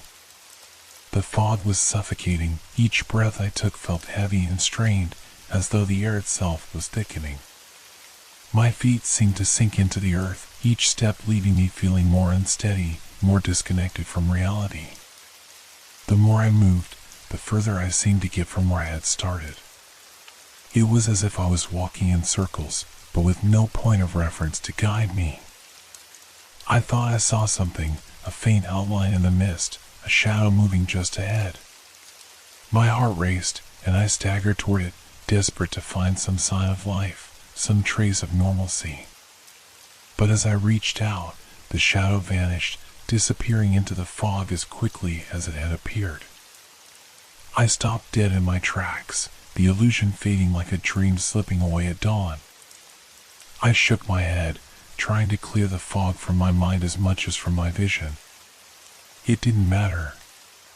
The world around me was slipping away, distorting itself with each passing moment. Every direction seemed the same, every sound lost to the thick wall of mist. And yet, it felt like the very ground beneath me was shifting, moving in a way I couldn't understand. I thought I heard something, a rustling sound, faint but unmistakable. It was coming from behind me, then to the side, like something, or someone, was moving through the fog. I spun around, but there was nothing there. Just the endless gray swirling around me. It made no sense. I had been walking for what felt like hours, but everything was exactly the same. Every turn I made, every direction I took, only brought me back to where I started. The mist was playing tricks on me. It was as if the very nature of the fog was to confuse and disorient, to make me believe I was going somewhere when, in reality, I was trapped. My mind started to fray at the edges. I couldn't trust my senses. My footsteps felt like echoes, each one fainter than the last, as though they were being absorbed by the fog, swallowed up before they could even reach the ground. I was becoming unmoored, the reality of the situation slipping through my fingers like water. The fog was alive, and it was trying to erase me.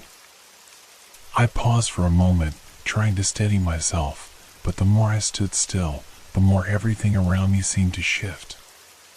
The ground beneath me felt uneven, as if the earth itself was tilting in such a way that it was no longer clear which direction was up. The air, thick and heavy, weighed down on me, pushing me closer to the edge of madness. I was losing my grip on reality, and every attempt to find something familiar only led me deeper into confusion. I thought I saw the edge of the lake ahead. A faint reflection of something, water, maybe, shimmered in the mist. I took a few steps toward it, relieved at the thought of finding something solid. But as I approached, the reflection rippled and vanished, leaving only more fog in its place. I stopped again, my breath catching in my throat, a wave of panic rising within me. Was I seeing things? Was I imagining it?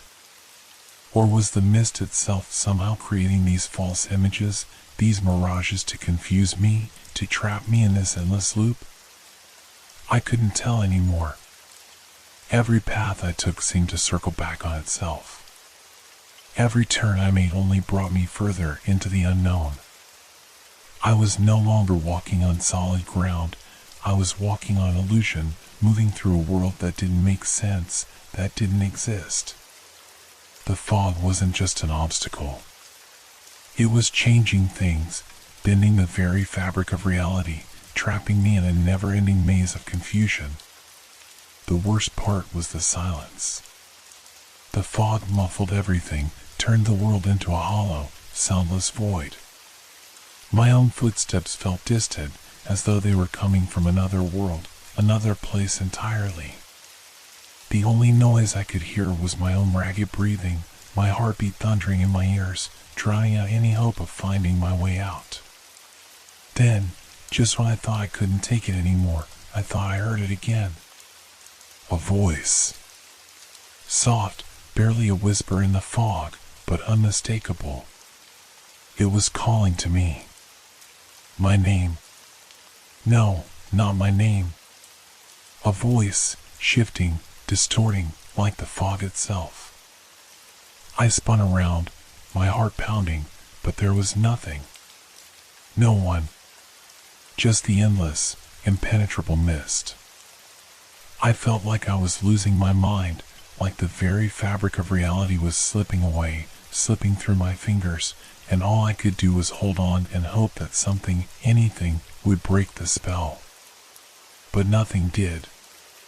The fog closed in again, thicker than ever, and I knew in that moment that I wasn't just lost in the fog. The fog had me. I wasn't moving through it anymore. I was trapped in it, caught in a web of illusions, unable to escape the reality it had created for me. And I didn't know if I would ever find my way out. As the fog thickened around me, the world seemed to blur even more, the edges of reality fading into the gray. But then, something changed. The air grew colder, and a faint movement caught my eye. I turned quickly, my breath catching in my throat. There, in the distance, were the figures again. At first, they seemed like shadows, flickering at the edge of my vision, but now they were more distinct. Almost human. Their forms were still indistinct, like silhouettes carved out of mist, but they had the shape of people, tall, thin, their limbs elongated and unnaturally still. I couldn't make out their faces, but I could feel their presence, more real than anything I had seen since I entered this cursed fog. I froze, my heart thudding in my chest. I hadn't imagined it. The figures were real, or at least, something was out there. They weren't the fleeting shadows I had seen before. They were becoming solid, taking shape, becoming more human in form with each moment. They stood there, motionless, as if they were waiting for something, or perhaps, waiting for me. I strained my eyes, trying to make sense of them, but every time I tried to focus, they seemed to shift, slipping back into the mist, becoming more indistinct again. When I moved closer, they remained unmoving, standing as if frozen in time. And when I stopped, they seemed to move just enough, always staying just beyond my reach, taunting me with their presence. There were more of them now. At least 5, maybe more. They stood in a loose formation, spaced out, yet always seeming to watch me. The fog, as thick and oppressive as it was, seemed to bend around them, forming a kind of eerie halo around their forms. I couldn't look away. I wanted to run, to turn and escape, but I couldn't tear my gaze from them. They weren't walking. They weren't moving at all, except for the faint shifting of their shapes. But even as I watched, they seemed to grow more human, their forms becoming clearer, more defined. It was as though they were somehow alive, but trapped in the mist, as though the fog was both their prison and their home.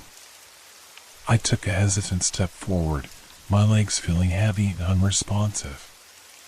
The fog shifted again, and for a fleeting moment, the figures seemed to respond to my movement, turning slightly as if acknowledging my approach. I stopped dead in my tracks. Was that intentional? Had they seen me? I couldn't shake the feeling that they were aware of me, watching, waiting for me to come closer, or maybe to turn away.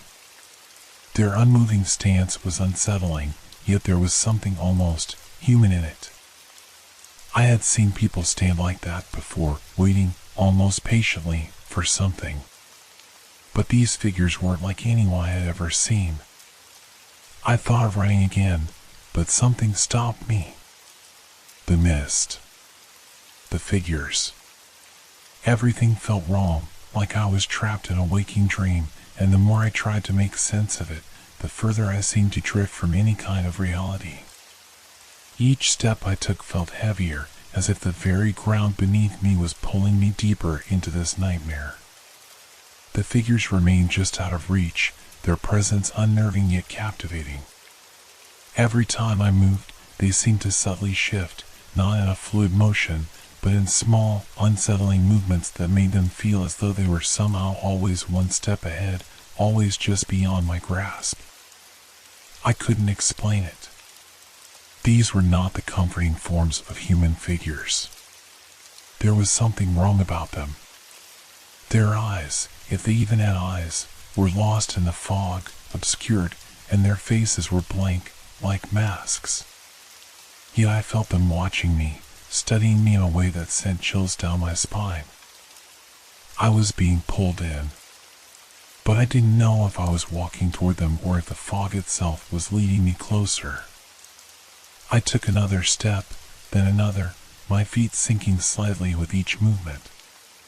The figures stood still, unmoving, but their forms seemed to stretch and bend with the mist, making them appear taller, more towering with every step I took. It was as if the closer I got, the larger and more intimidating they became. And yet, when I tried to focus on one, to pick out any detail that might help me understand what they were, the fog seemed to push back, distorting my view. I couldn't focus long enough to make sense of their faces, their bodies. The harder I tried to get closer, the more the mist closed in, turning everything into an indistinguishable blur. A wave of terror gripped me. These figures were not just watching. They were waiting, biding their time, and I was only drawing closer, drawn into their orbit by some invisible force. But even as I reached out, hoping to touch one of them, I knew, just as I had known from the moment I saw them, that they were untouchable. They would never be within my reach. They were there to watch, to lure me deeper into the mist. And as the fog thickened, their forms grew even more distinct, almost human, yet still unreachable, their silent vigil a constant reminder that I was not alone, but I was most certainly trapped. The silence enveloped me, pressing in from all sides. There were no birds, no rustling of leaves, no sound of the wind moving through the trees. Just an overwhelming quiet, thick and suffocating, broken only by the sound of my own breathing. It was the kind of silence that made your mind feel heavier, as if every thought, every movement, was being muffled by the weight of it. The fog, thick and suffocating, wrapped itself around me like a blanket, stifling any sense of clarity. I stood there for what felt like hours, staring at the figures in the distance, waiting for something, anything, to break the tension. But they didn't move. They didn't speak. They didn't do anything. They simply watched, their human-like forms growing clearer with each passing moment, but still utterly unreachable. I tried to tell myself it was all just a trick of the mind. The fog played tricks on your senses. It made you see things that weren't really there. Maybe the figures were just shadows, distorted by the mist. Maybe my eyes were deceiving me. But deep down, I knew that wasn't the case. They were too solid, too real to be illusions. The terror that had started as a low in the back of my mind now consumed me entirely. I couldn't understand it. My mind raced, trying to make sense of what I was seeing, what I was feeling. I'd heard stories, heard whispers of strange happenings near the lake, but nothing that could explain this. Nothing that could explain them. Were they ghosts? Were they real people, somehow lost in the mist? Were they some kind of strange, supernatural beings? None of it made sense. None of it felt real. I tried to reason with the situation. I tried to think clearly, to calm myself down. The figures weren't really human, I told myself. They couldn't be. They were too far away, their forms too distorted. But even as I thought that, a small voice in the back of my mind whispered that they were getting closer. No, it wasn't possible. They hadn't moved. They couldn't move. But why did it feel like they were? Why did it feel like I was the one being drawn to them? I shifted my weight from one foot to the other, trying to convince myself that if I just stayed still, they would go away. But the more I stood there, the more the silence pressed in, as if it were closing around me. The fog felt like it was growing heavier, suffocating. I could feel the weight of it on my chest, the oppressive silence filling my ears, drowning out everything else. What was happening? This couldn't be real. No, it was real. Too real. My mind was unraveling, and I couldn't stop it. I thought of running again, but the thought of moving, of leaving the figures behind, terrified me just as much. What if I ran in the wrong direction? What if I ran straight into them? What if they followed me? I forced myself to breathe slowly, deliberately, trying to regain control. I couldn't let fear control me. I was smarter than this. I knew better than to give in to panic. But no matter how much I tried to reason, no matter how hard I tried to calm myself, the fear only grew. It was as if the very air around me had turned into a living thing, alive with an energy I couldn't comprehend. I could feel the fog pressing in even closer now, as if it were alive, watching me, waiting for me to make the wrong move. It was as if it knew my every thought, every fear. And every time I tried to reason, tried to pull myself out of the madness, it only made the reality of the situation sink in deeper. The figures remained silent. Still. Watching. And I couldn't shake the feeling that they were somehow waiting for me to do something, waiting for me to make the wrong move, waiting for me to step forward into their grasp. My mind raced in circles, desperate for some logical explanation, but the more I tried to find one, the more elusive it became. I couldn't think straight. I was trapped in this moment, this endless loop of silence and fog and figures, and there was no way out. Every time I tried to make sense of it, the situation slipped through my fingers like sand, leaving only more confusion, more fear. I shook my head, trying to clear the fog from my mind. But there was no escape. The more I tried to reason with it, the less sense it made. The fog wasn't just a physical barrier, it was something else, something that distorted everything around me. And the figures, they were not just watching. They were waiting. I could feel it now, deep in my gut. They were waiting for me to make the next move. But I didn't know what that move was. I didn't know how to escape this suffocating nightmare. And all I could do was stand there, surrounded by eerie silence, as the fog closed in tighter around me. The silence had become unbearable, so thick that every breath felt like a struggle against something invisible pressing down on my chest. And then, without warning, it broke. A whisper. At first, I thought it was just the wind, the way it twisted and shifted through the trees, making strange noises. But no, this was different. The voice was too clear. Too close. I froze, my pulse quickening. It was a voice I recognized, but it was distant, like hearing someone speak from the other side of a wall. My name. It called to me, soft and insistent, but distorted, as though it was being carried by the fog itself. Isabella, the voice was a whisper, faint but unmistakable. I knew that voice. I had heard it so many times before. It was my sister, Lila. But she was miles away. She wasn't here. I had left her behind when I came to the lake.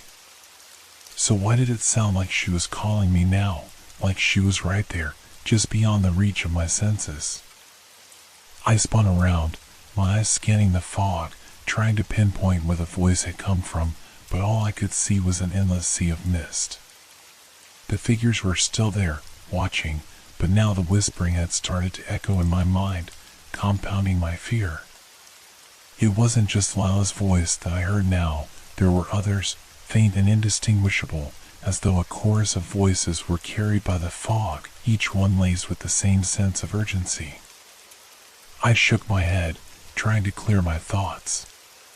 It had to be the fog playing tricks on me, my mind unraveling from the isolation, the fear. But no, I couldn't deny it. I had heard my sister's voice. The whispers, they were real. I could feel them. "Isabella, come closer." The voice of my sister again, clearer this time, more urgent. It was almost as if she was standing right behind me, and yet I saw nothing but the gray mist. My hands shook as I tried to steady myself. This wasn't real. It couldn't be. But how could I be sure? The fog was so thick, it seemed to distort time and space. Was I really alone here? Or was there something else, something pulling me deeper into the mist? I took a step forward, my feet sinking into the soft earth beneath me. The voices swirled around me, teasing me with fragments of words that I couldn't fully understand, as if they were trapped in the fog, muffled by its thickness. The familiar sounds, the voices I had known my whole life, were now distorted, twisted. They weren't calling in comfort, they were luring me, manipulating me. I turned in circles, trying to make sense of it all. But the more I tried to find this source, the further away it seemed. The voices were everywhere and nowhere. They echoed around me, always just out of reach, as if the fog itself was playing a cruel game with my mind. "Isabella, come to us," another whisper, this time coming from my left. I spun toward it, my heart pounding, but again, nothing. Only the same gray void of the mist.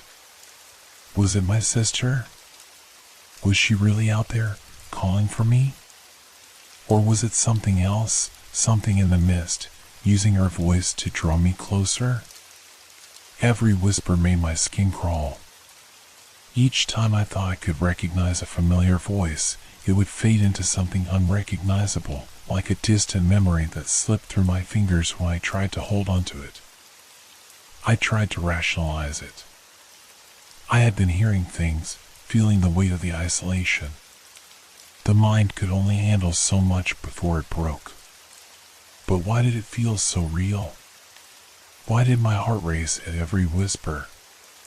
Why did I feel compelled to follow the voices, even as they filled me with dread? The fog around me seemed to thicken even further, swirling in unnatural patterns. I had to get out. I had to find my way back. But the voices kept pulling me, drawing me in. I tried to block them out, to focus on my surroundings, but each whisper felt like a thread weaving through my thoughts, tangling my mind. "Isabella," this time, the voice was clearer than ever. Too clear. Too real. I felt a cold shiver crawl down my spine as I realized the voice wasn't coming from behind me, it was coming from directly in front of me. I forced myself to look, to face whatever was out there in the mist. But all I could see was the fog, the shadowy figures, and that deep, oppressive silence that seemed to weigh on me. The voices continued to call to me, growing louder now, more insistent. My sister's voice was almost desperate, pleading. But I knew, deep down, that it couldn't be her. It was something in the mist, something that had taken her voice and twisted it into something terrifying. Something that wanted me to follow. I was paralyzed.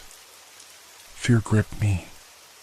The voices, the figures, they were all pulling me deeper into the mist. But I couldn't trust any of it.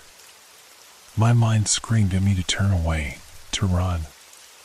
But the whispers kept coming. The voices kept calling. The fog thickened, a suffocating weight pressing against me.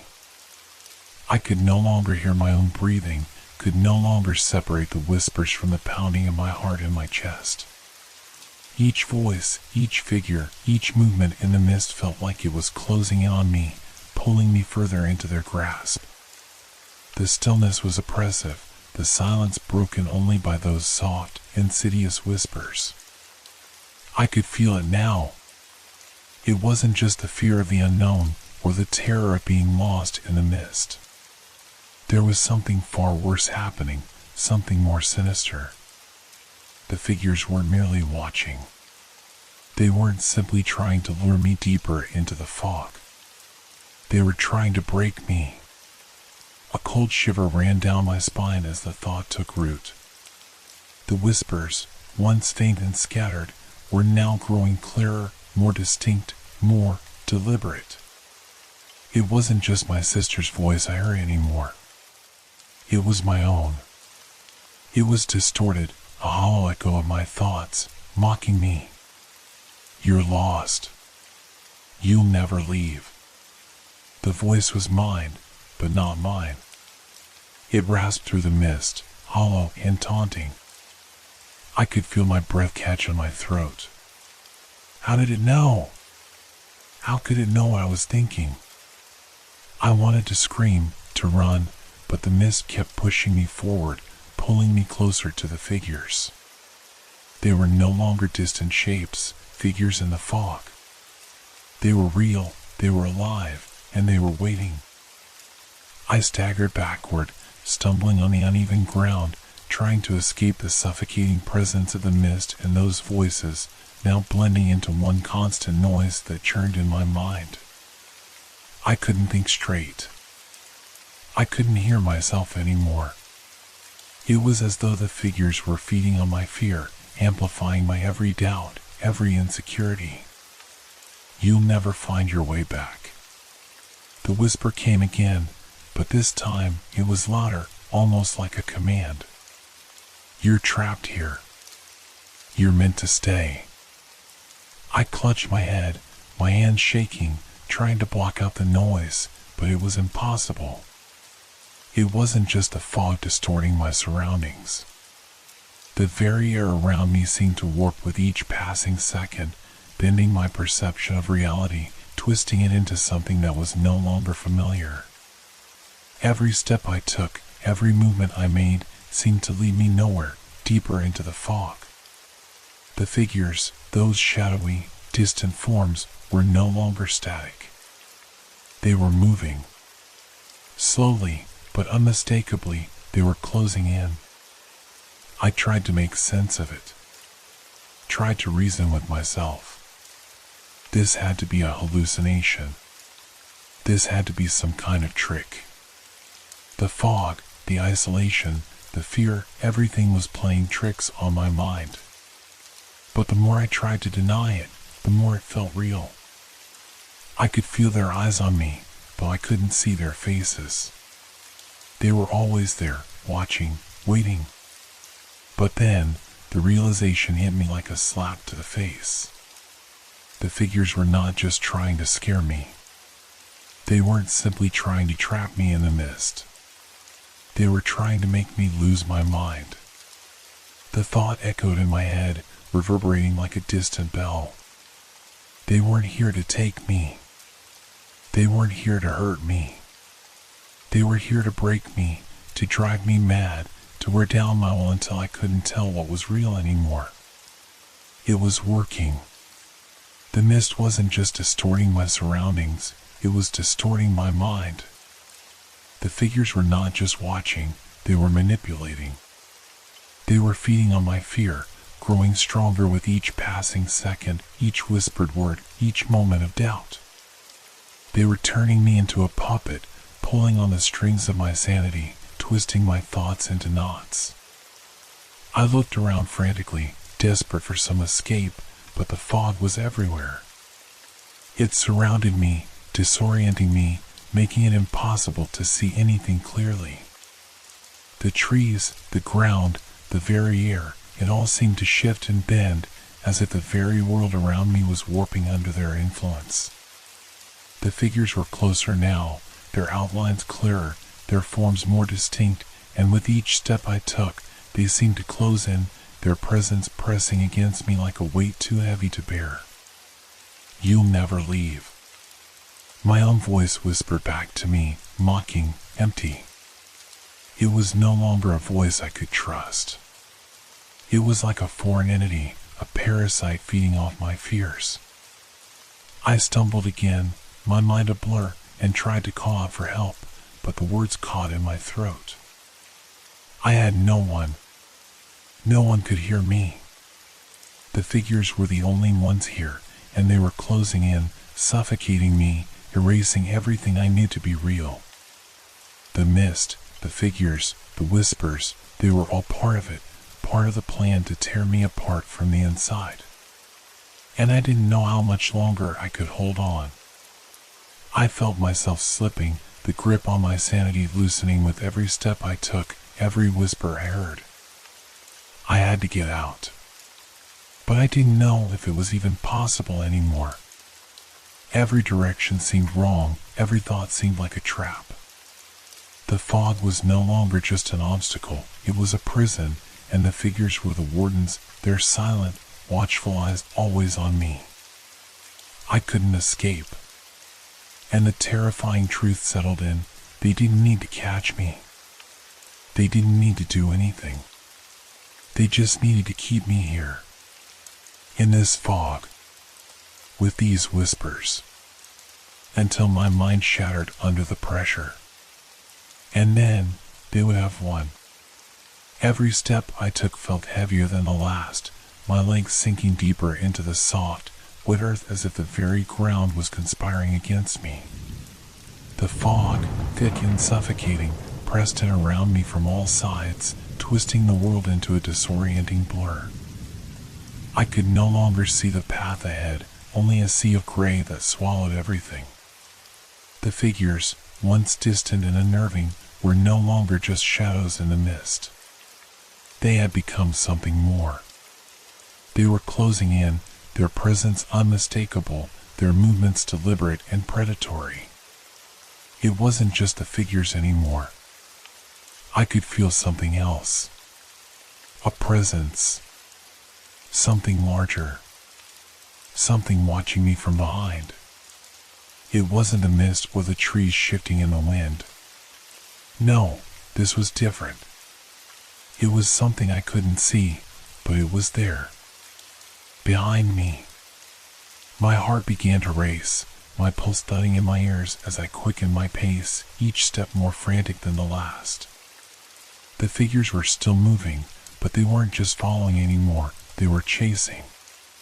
They were pushing closer, their forms growing sharper, more aggressive, as if they could sense my fear, feeding on it, growing stronger with each passing second. I turned around, half expecting to see something lurking in the fog, but there was nothing. The mist swirled in the air like a living thing, obscuring any hope of seeing clearly, and yet, I knew. I knew something was there. Something larger than the figures, something that had been following me for longer than I could comprehend. The shadows moved, but now they weren't just figures. They were reaching. There was no mistaking it. Their shapes had become more solid, more defined.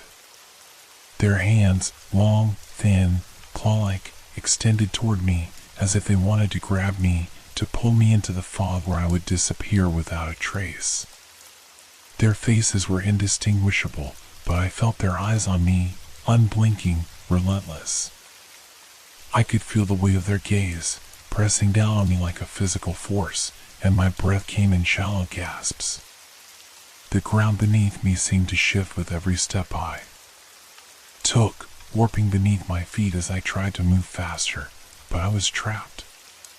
The more I ran, the faster the figures seemed to close the distance, until the fog itself felt like a living entity, pushing me, forcing me forward into the unknown. And then it came, the sensation that I was no longer alone. It wasn't just the figures anymore. It wasn't just their cold, unblinking eyes. The presence was closing in from behind, and I could feel it in my bones. Something large, something powerful, was there in the fog, following my every move, and it wasn't far behind.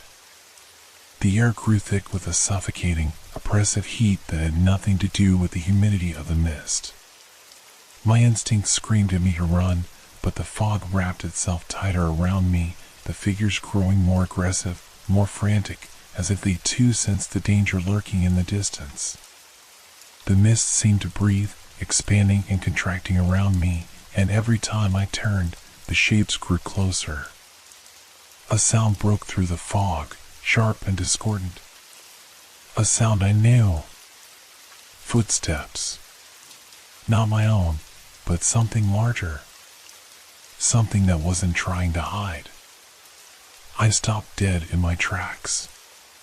The figures were still coming, but now I heard something else. Something that didn't belong. Heavy, purposeful steps in the distance, moving closer. It was as if the fog itself had given birth to a presence more terrifying than any of the figures could ever be. My skin prickled as I stood frozen, listening. The footsteps stopped. And then, just as quickly, the figures, those shadowy forms that had stalked me for what felt like hours, shifted. They were no longer surrounding me. They were scattering, moving away from me, leaving me exposed in the center of the mist. For a moment, there was silence. A stillness so deep, so complete, that I could hear the blood rushing in my ears. And then, just as quickly, a low growl broke through the fog. It was guttural, deep, and primal. It sent a jolt of pure terror through my body. Whatever was out there wasn't just watching me. It was coming for me. I couldn't breathe. I couldn't move. I stood in the middle of the fog, paralyzed, as the growl echoed around me. My heart thundered in my chest, every instinct screaming at me to run, to get away, but the mist, the figures, and now this presence had me trapped. Another growl, louder this time. Closer. My breath caught in my throat. The figures had stopped moving, but the growl, that unearthly sound, was growing stronger. And then, as if the mist itself had heard my thoughts, the air shifted. The shadows grew taller, and I saw them, the eyes. A pair of eyes, glowing through the fog. They were huge, wide, and filled with an unnatural hunger. The mist seemed to part around them, revealing a monstrous silhouette, something that didn't belong in this world, something that should have never been allowed to exist. It was massive, towering, moving slowly but with a predatory grace that sent my blood running cold. And I knew, without a doubt, that it wasn't just the figures that were chasing me now. It was this thing, this creature in the mist, and it was hungry. I turned, desperate, my legs screaming in protest as I forced them to move, but there was no escaping it. I couldn't outrun whatever this was. The figures, the growls, the eyes, they were all closing in on me, all part of this chase. I was a prey, caught in a game I didn't understand, and the rules of this game had only one outcome. Survival wasn't an option. The mist swallowed me whole, and I was plunged into darkness, my own fear, and the growl of the beast, chasing me with every step. For one fleeting moment, the fog seemed to lift. A gust of wind, sharp and cold, sliced through the dense mist, parting it just enough to grant me a glimpse of a world beyond. It was brief, like a breath before the storm returned, but for a few seconds, I could see. The trees, twisted and gnarled, loomed like silent witnesses to my terror. The lake, barely visible through the fog, shimmered eerily in the dim light of the fading day. I stopped, gasping for air, my chest heating as the adrenaline coursed through me. I didn't know how long I'd been running. Minutes? Hours? Time had become a blur in this cursed place. But as I stood there, Feeling the cool air on my skin and hearing the faint rustle of leaves in the distance, something shifted within me. For the first time since I had entered this nightmare, my mind cleared. It wasn't much, but it was enough. I took a deep breath, steadying myself, pushing aside the fear that had paralyzed me. I had to think, to focus. The growl that had reverberated through the fog seemed to fade for a moment, replaced by the rhythmic sounds of nature. The stillness felt unnatural, like the world had paused to allow me a moment of clarity, a chance to gather myself. Maybe I could escape. Maybe there was a way out of this, out of the mist, out of the figures, out of whatever horror I had stumbled into. My eyes scanned the area, searching for any sign of an exit. The fog was still thick, but there was a narrow gap ahead, just beyond the trees. A sliver of hope. My legs shook, but I forced them to move, taking slow, deliberate steps, one after the other. My heartbeat began to slow, a calmness creeping over me as I focused on that small gap in the distance, telling myself that this was my way out. But just as quickly as the clarity had come, it shattered. A rustle behind me. A movement in the fog. I froze, my blood running cold, and for a moment I thought it was my imagination, just the wind, just a branch. But then a shadow moved in front of me, blocking my path. I tried to scream, but my voice caught in my throat, the terror building once more.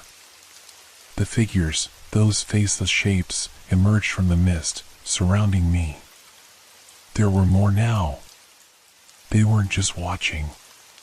They were closing in, their silhouettes becoming sharper, their forms more defined. I could see their eyes now, glowing faintly in the fog, their cold, unblinking gaze fixed on me. I had been so close to escaping. But now, it felt like the mist itself had conspired against me, pushing me back into the heart of the nightmare. The gap in the trees that had seemed like salvation now felt like a cruel joke. There was no way out. The figures were everywhere, their movements silent and swift, like shadows closing in on their prey. They no longer felt distant, like fleeting images I could outrun. They were real, present, and they weren't alone. The growl I had heard earlier came back, low and guttural, and this time it wasn't just the fog that shifted. Something else was coming. The figures closed in tighter, pushing me into the center of their circle, and for a brief moment I thought I might collapse. I couldn't move, couldn't breathe. My chest tightened with panic, my heart hammering in my chest as the fog swirled around me, thickening with each passing second. Then came the laughter. A soft, eerie sound at first, as if it were carried on the wind. But it grew louder, closer, and it was unmistakable. It wasn't a human laugh. No. It was something darker, something ancient and filled with malice. The sound seemed to come from everywhere at once, echoing in the mist, wrapping itself around my mind. I backed up, stumbling over uneven ground, my senses betraying me. I couldn't tell where the sound was coming from, and I couldn't see through the fog. But I could feel the figures pressing in, their proximity suffocating, their intent clear. They weren't here to watch anymore. They were here to claim me. A sudden coldness gripped my spine, and I turned, half expecting to see whatever creature had been lurking behind me. But there was nothing. Only the fog, thick and impenetrable. Still, I felt it. The weight of something watching me. The growl was closer now, more distinct. I could feel its heat, its breath, in the air.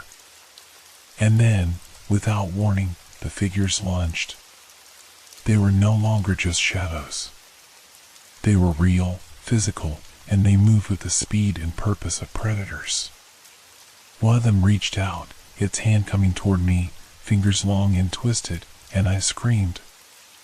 But my voice was swallowed by the fog, just as the figures were about to swallow me whole.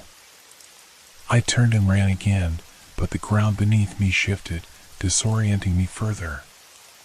The fog seemed to twist and writhe, closing in from all sides. I had lost track of time, of direction. I was no longer sure what was real and what wasn't. All I knew was that I was trapped, surrounded, and whatever this place was, it wasn't going to let me leave. Not now. Not ever. The mist closed around me once more, and the laughter grew louder. My mind screamed for clarity, but all I could hear were the growls, the whispers, and the sound of my own panicked breaths. I was no longer running from shadows. I was running from something far worse. I tried to steady my breath as my heart raced uncontrollably. Each step I took felt like it was sinking me deeper into a nightmare I couldn't escape. The fog, once just a passive presence, now seemed to be reacting to me. It wasn't just a mist in the air, it was alive. The thick, choking blanket that had surrounded me was shifting, responding to every move I made as if it were attuned to my fear, feeding off it, growing thicker with each frantic breath. At first, I didn't understand. I would move a step to the left, and the fog would grow denser, swirling around me, closing in tighter, as if trying to trap me. I would turn to the right, and it would thin, opening a brief gap, just wide enough to make me think there might be a way through. But before I could reach it, the fog would draw back in, thicker than before, as if mocking my every effort. The fog had a mind of its own. Every step forward made it harder to breathe. The damp air clung to me, filling my lungs with a musty, suffocating weight. I began to panic. The more I struggled to move, to escape, the more oppressive it became.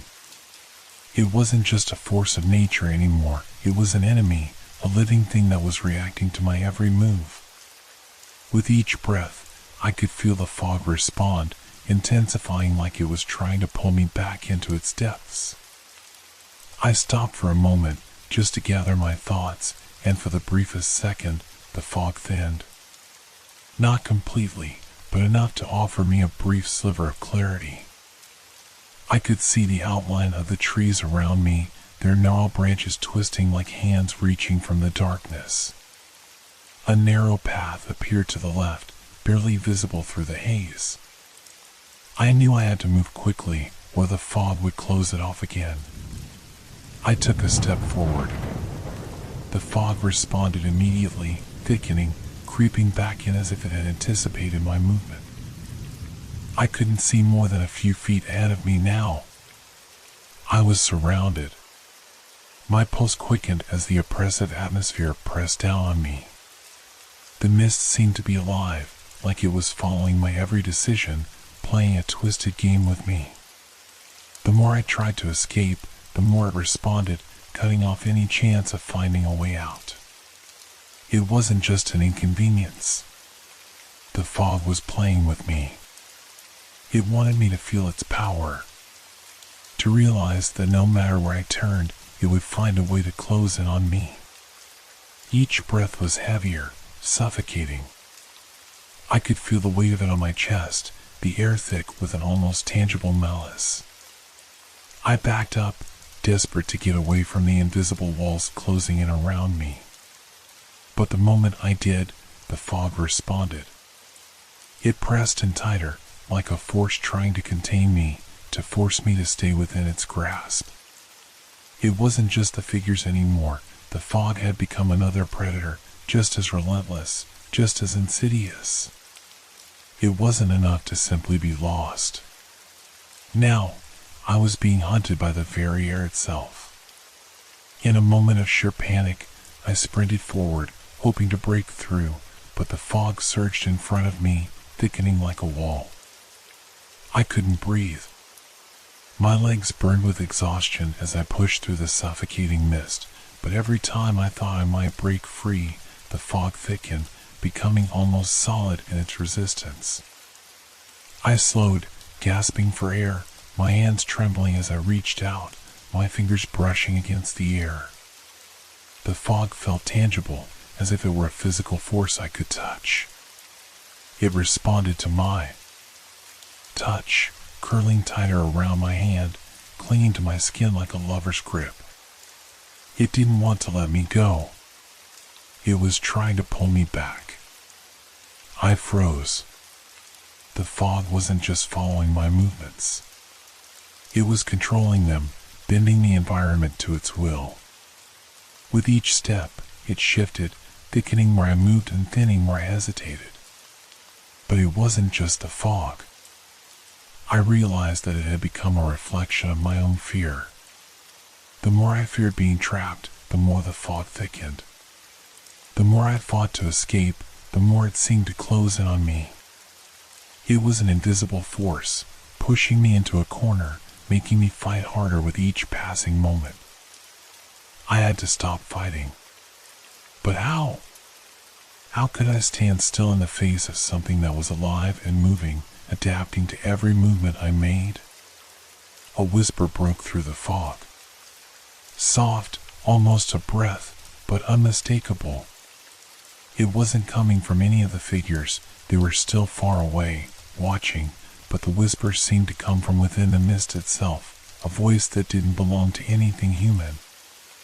I couldn't understand the words, but the tone was enough to send a fresh wave of terror through me.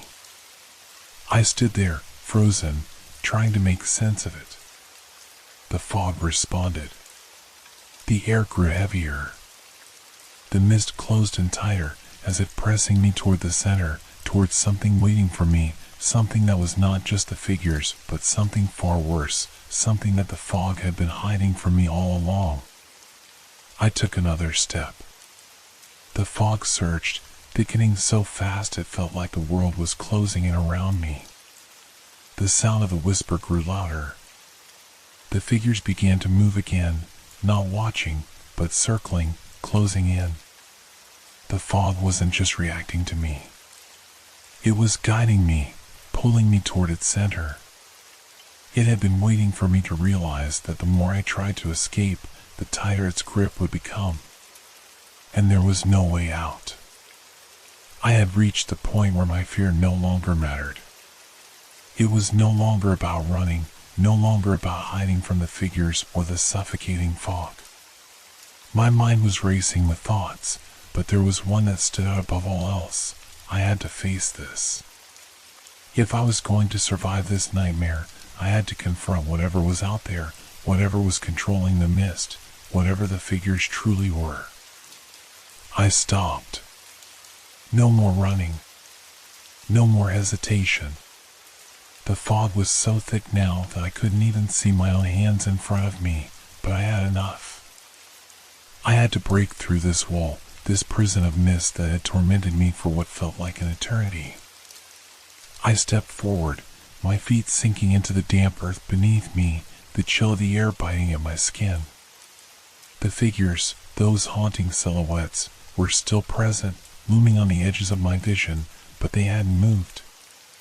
They didn't come any closer. They didn't approach or retreat. They simply watched, their eyes glowing faintly through the fog, their stares unblinking. I could feel their gaze like an invisible weight pressing down on me.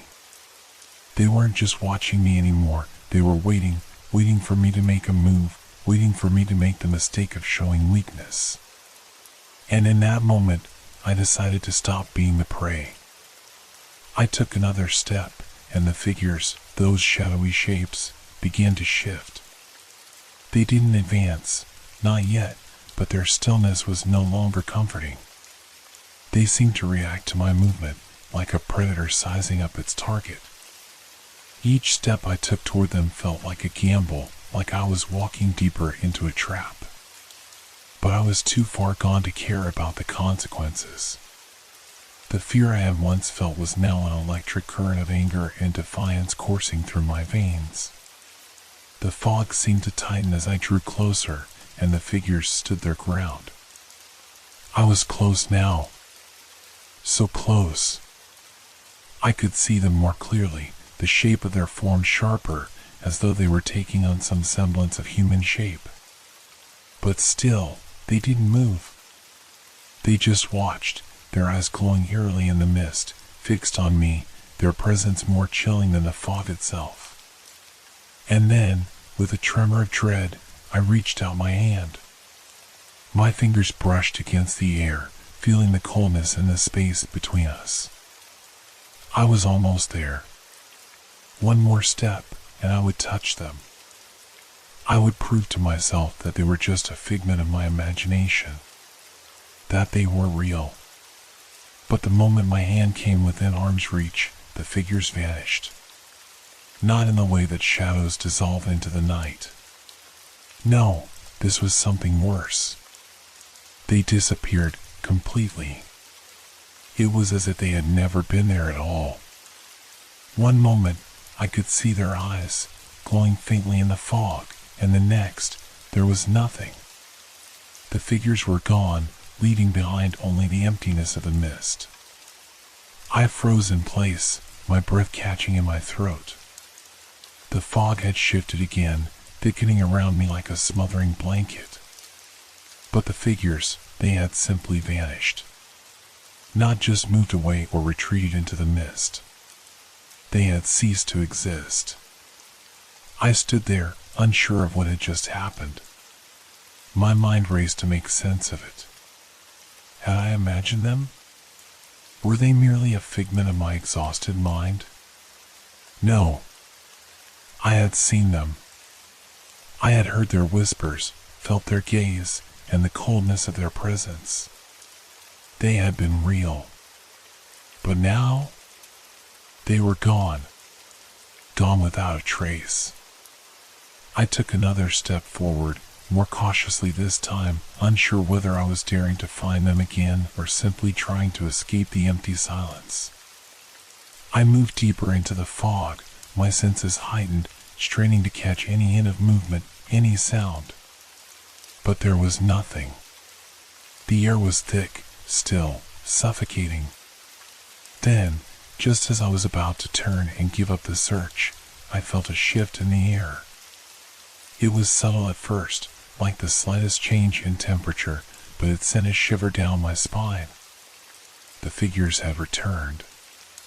But this time, they weren't standing still. They were moving.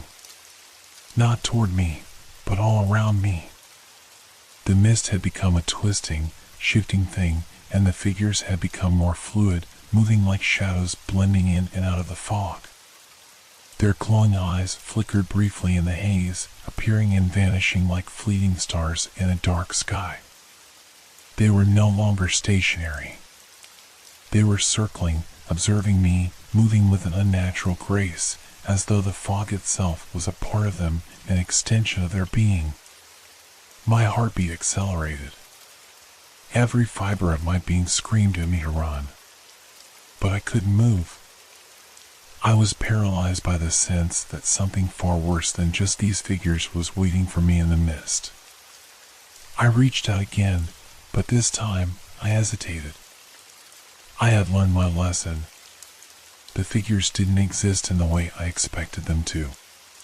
They weren't bound by the same rules as the world I understood. I wasn't sure if I could trust my own senses anymore, if my mind could differentiate between reality and the nightmare I had found myself in. I slowly pulled my hand back, retreating. There was no sense in confronting them, not in the way I had imagined. They weren't meant to be touched. They weren't meant to be understood. As I turned, the mist began to close in again, and the figures faded into the fog. They were always there, always present, waiting in the periphery of my vision, never fully gone. I had tried to confront them, to make them real, but they weren't something you could grasp or challenge. They existed in a space beyond logic, a space where nothing made sense. And in that moment, I understood, no matter how hard I tried, I could never truly escape them. I could feel it now. Something had changed, something deeper than just the mist pressing against me. It wasn't just the fog that I had been fighting all this time. It wasn't the figures that had been haunting my every step, watching from the edges of my vision. No. The true danger lay in something much more sinister. The fog wasn't simply a physical barrier or a natural occurrence. It was alive. It was manipulated, controlled, shaped by something far more powerful than I had ever imagined. As I stumbled through the thickening mist, every instinct screamed at me to turn back. But there was nowhere to go. The fog had expanded, the ground had become indistinct, and I was no longer sure where I had come from or where I was headed. The mist felt like it had a mind of its own, swirling around me, clinging to my every step, tightening with each breath. I couldn't escape it, and I couldn't shake the feeling that I wasn't the one moving through it. The figures, those shadowy forms that had once been distant and elusive, were now everywhere. They weren't confined to the edges of my vision anymore. They were all around me, flickering in and out of the fog, their eyes always watching, always just out of reach. But now, they seemed more connected to the fog, like extensions of it. They weren't separate from the mist. They were in it. They controlled it. I paused, my body shaking as I tried to take in the full scope of my realization. The air was heavy, thick with a sensation I couldn't place, a kind of pressure, like the very world around me was pushing on me, forcing me to stay trapped in this endless cycle of uncertainty. There was no way forward. There was no way back. The fog didn't just conceal the figures, it was their domain. It was an extension of their will. Every step I took, every movement I made, only seemed to draw me deeper into their grasp. It was as if the very fabric of reality was bending, twisting, to keep me in place. I was no longer in control. The fog had wrapped itself around me like a web, its threads invisible, but present, tightening with each passing moment. I turned in a slow circle, the realization settling in like a cold, suffocating weight. The figures were moving in perfect synchronization with the mist. As I moved, they moved. As I hesitated, they hesitated. They were playing with me, toying with my fear, toying with my every thought, my every movement. They weren't chasing me. They didn't need to. They had already won. The fog was their weapon. It was how they held me here. It was how they controlled me. I had thought I could outrun it, that I could push through it, that it was just a natural occurrence. But the truth was far worse. The fog was alive, and the figures were its masters. They had no need to hunt me. All they had to do was make me lose myself. Make me lose my sense of time, of place, of reality. And in doing so, they had already won. I wasn't alone. I had never been alone. The mist closed in tighter around me, the figures now unmistakably real, moving slowly toward me. Their eyes, glowing faintly through the fog, were a mirror of my own confusion, my own desperation.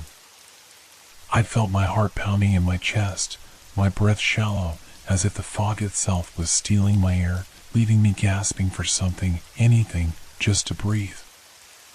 I stumbled backward, but it didn't matter.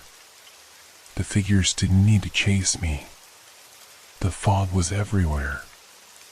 It surrounded me, pressing in on all sides. I wasn't running anymore. I couldn't run. I had never been meant to escape. In that moment, I understood with a chilling clarity that I had never been in control. The figures in the mist, their watchful eyes, their silent presence, it was all part of a greater plan. I wasn't just lost in the fog. The fog was a prison, and the figures were its wardens.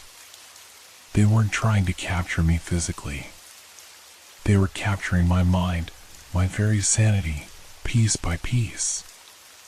I could hear their whispers now, soft, insistent, just below the surface of my consciousness. They weren't speaking to me directly, not with words, but with the sensation of their presence, their power, a relentless force that burrowed deep into my thoughts. Every time I tried to break free, every time I tried to push through the fog, I felt it tightening around me, pulling me deeper into the abyss. There was no escape. There never had been. I sank to my knees, overwhelmed by the realization that I had been part of their game all along. The fog wasn't just a trap, it was their creation, their domain, their prison for anyone foolish enough to wander too close. And I had walked right into it. I felt the figures moving closer, their presence growing stronger. They were no longer just watching me. They were inside me now, in my mind, in my soul, wrapping around my thoughts like the fog itself. I could feel their cold, suffocating grip closing in, and I knew, with a bone-deep certainty, that I was never leaving this place. The figures had won. The fog had won. And I was trapped forever. I was no longer sure of anything. The world around me had become an endless blur of fog and shadows, a place where time no longer seemed to exist. Every step I took felt like it was sinking deeper into something beyond my understanding. I couldn't remember when it had started, the confusion, the fear, the overwhelming sense that I wasn't meant to be here.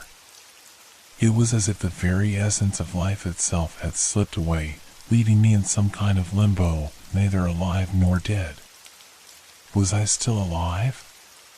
The thought clawed at my mind, gnawing away at whatever fragments of certainty I had left.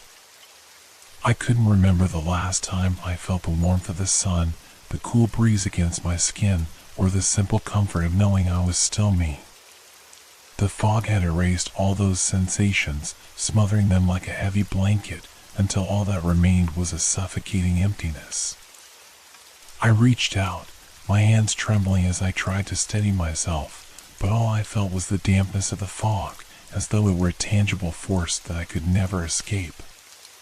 The ground beneath me felt unstable, shifting with every step I took. It wasn't solid. It wasn't real. Nothing was. Nothing had ever been. I had to be dead. The thought crept in slowly, like a shadow at the corner of my mind. What if I had never left the lake? What if, in some horrible twist of fate, I had drowned or wandered too far, and now I was trapped here, stuck in some endless limbo between life and death? The figures, the fog, they were all part of this place, this world. What if I had crossed some unseen boundary and now I was condemned to wander in it for eternity? I stumbled, feeling my chest tighten with panic. The idea of being dead, of not being able to return to the world I once knew, was unbearable. But the more I tried to grasp at reality, the more it slipped away, like water through my fingers. The mist only grew denser, and the figures, those elusive, unblinking shapes, hovered at the edges of my vision, their eyes always watching, always waiting. But they weren't just watching me now. They were waiting for me to understand. Waiting for me to come to terms with the truth. I closed my eyes, trying to block out the suffocating fog, but it pressed harder, crawling into my mind, dragging me deeper into the abyss. I opened my eyes again, but the world around me remained the same. There was no sun, no horizon, no sense of direction. Just the fog. Just the figures. I had seen them disappear, only to reappear. I had tried to outrun them, only to find myself back in their grasp. It was like a twisted game, and I was the pawn, helpless to do anything but follow the rules. But now, the game seemed to have a different meaning. They were teaching me something.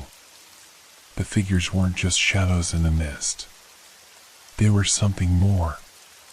They were the keepers of this place. This world. and I was no longer sure if I was meant to escape or if they had simply come to claim me, to claim my soul. A cold shiver ran down my spine, and I froze, the air thick with the presence of the figures. I could feel them around me, not close enough to touch, but close enough to make their intentions clear. I wasn't alive. I wasn't dead. I was caught in something in between. The fog began to feel heavier, as if it were closing in, trapping me in this twisted reality. I had wandered too far into their domain, too far into their world. I was lost. And then it hit me. The realization was slow, like a fog creeping into my mind. There was no escape. I wasn't supposed to leave. I was never supposed to leave. I had been a part of this place all along, and now it was too late. The figures were waiting, not just for me to understand, but for me to accept my fate. There was no going back to the life I once knew. No matter how hard I tried, I would never return to the world outside the fog. I was dead. I took a deep, shuddering breath, and the weight of that truth settled over me, smothering any remnants of hope that might have existed. The fog, the figures, they had been the warning signs, the signs of something greater, something beyond my understanding.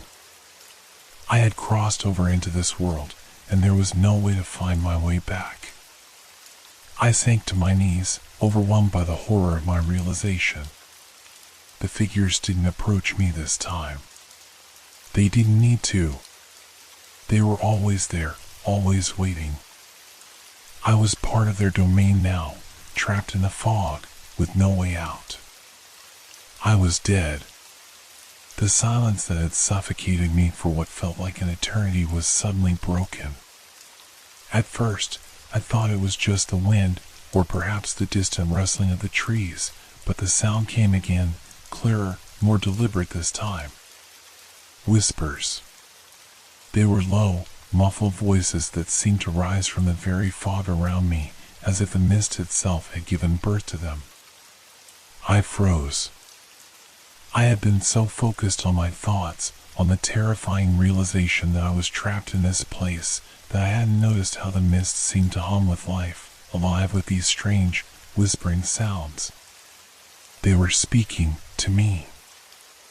I strained my ears, trying to make sense of the words. They were distorted, layered with an unnatural reverberation, as if the speakers existed not just in front of me, but in the very air around me, in the ground beneath my feet. The words didn't form into sentences at first, but there was something distinctly familiar about them. The tone, the cadence. It was as if I had heard these voices before, but I couldn't remember where. They were the same voices that whispered in the back of my mind that I had heard in the mist when everything else was silent. Lost, you are lost. One of the voices breathed, its sound low and raspy, as though it came from deep within the fog itself. Not here, not now, another voice followed, soft, almost playful, but chilling in its ambiguity. Never escape, the third voice intoned, dragging the words out, the final syllable lingering like an echo that refused to fade. The figures, I realized, weren't just standing there anymore. They were moving, though not physically, not in the way I expected. It was as if they were bending the space around them, weaving in and out of the mist with fluid ease. The fog had become a part of them, wrapping around their forms like a cloak. I could see them more clearly now, their outlines sharp, their movements deliberate. They were alive, in a sense. But they weren't human. Not exactly. They were shifting, changing, indistinct in some way that made my mind rebel against understanding. One of them stepped closer. I could feel its presence more than I could see it, a cold weight pressing against my chest, like 1,000 invisible hands reaching through the fog, tugging at my soul. The voice came again, this time clearer, more direct. You seek what is lost, it whispered, its voice threading through the mist like a needle through fabric. But you do not know what you have lost. I took a step back, a chill crawling up my spine. What are you? My voice was barely a whisper, cracked from the fear that had taken hold of me.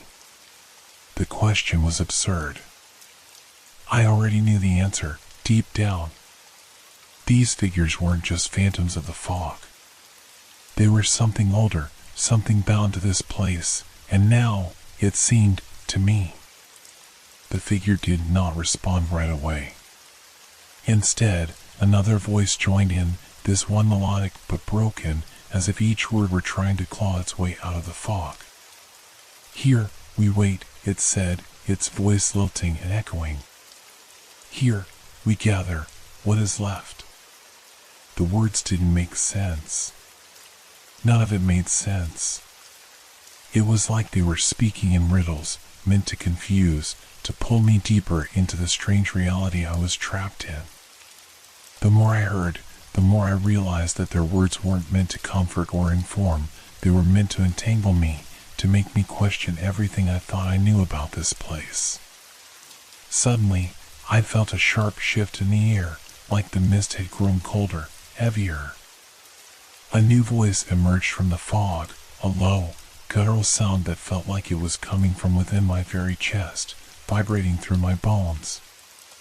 It wasn't like the others. It was ancient, powerful, as if it had existed long before I had ever wandered into this place. You are the chosen, it said, its words slow and deliberate. Chosen to be forgotten. I felt my heart stop, the words twisting around in my mind like a blade. Chosen? Forgotten? What did that mean? My chest tightened as a new wave of panic set in. I wasn't supposed to be here. I had wandered too far. But they were telling me I was chosen, like I was part of something I couldn't comprehend. The figures moved again, but this time they didn't fade into the mist. They stayed, their presence growing more suffocating, as if the very air had become infused with their power. They were closing in on me, no, not physically. I felt their presence in the deepest parts of my mind. They were in me, now, whispering their cryptic words into my soul. I took another step back, my thoughts racing. What do you want from me? I demanded, my voice cracking under the weight of my fear.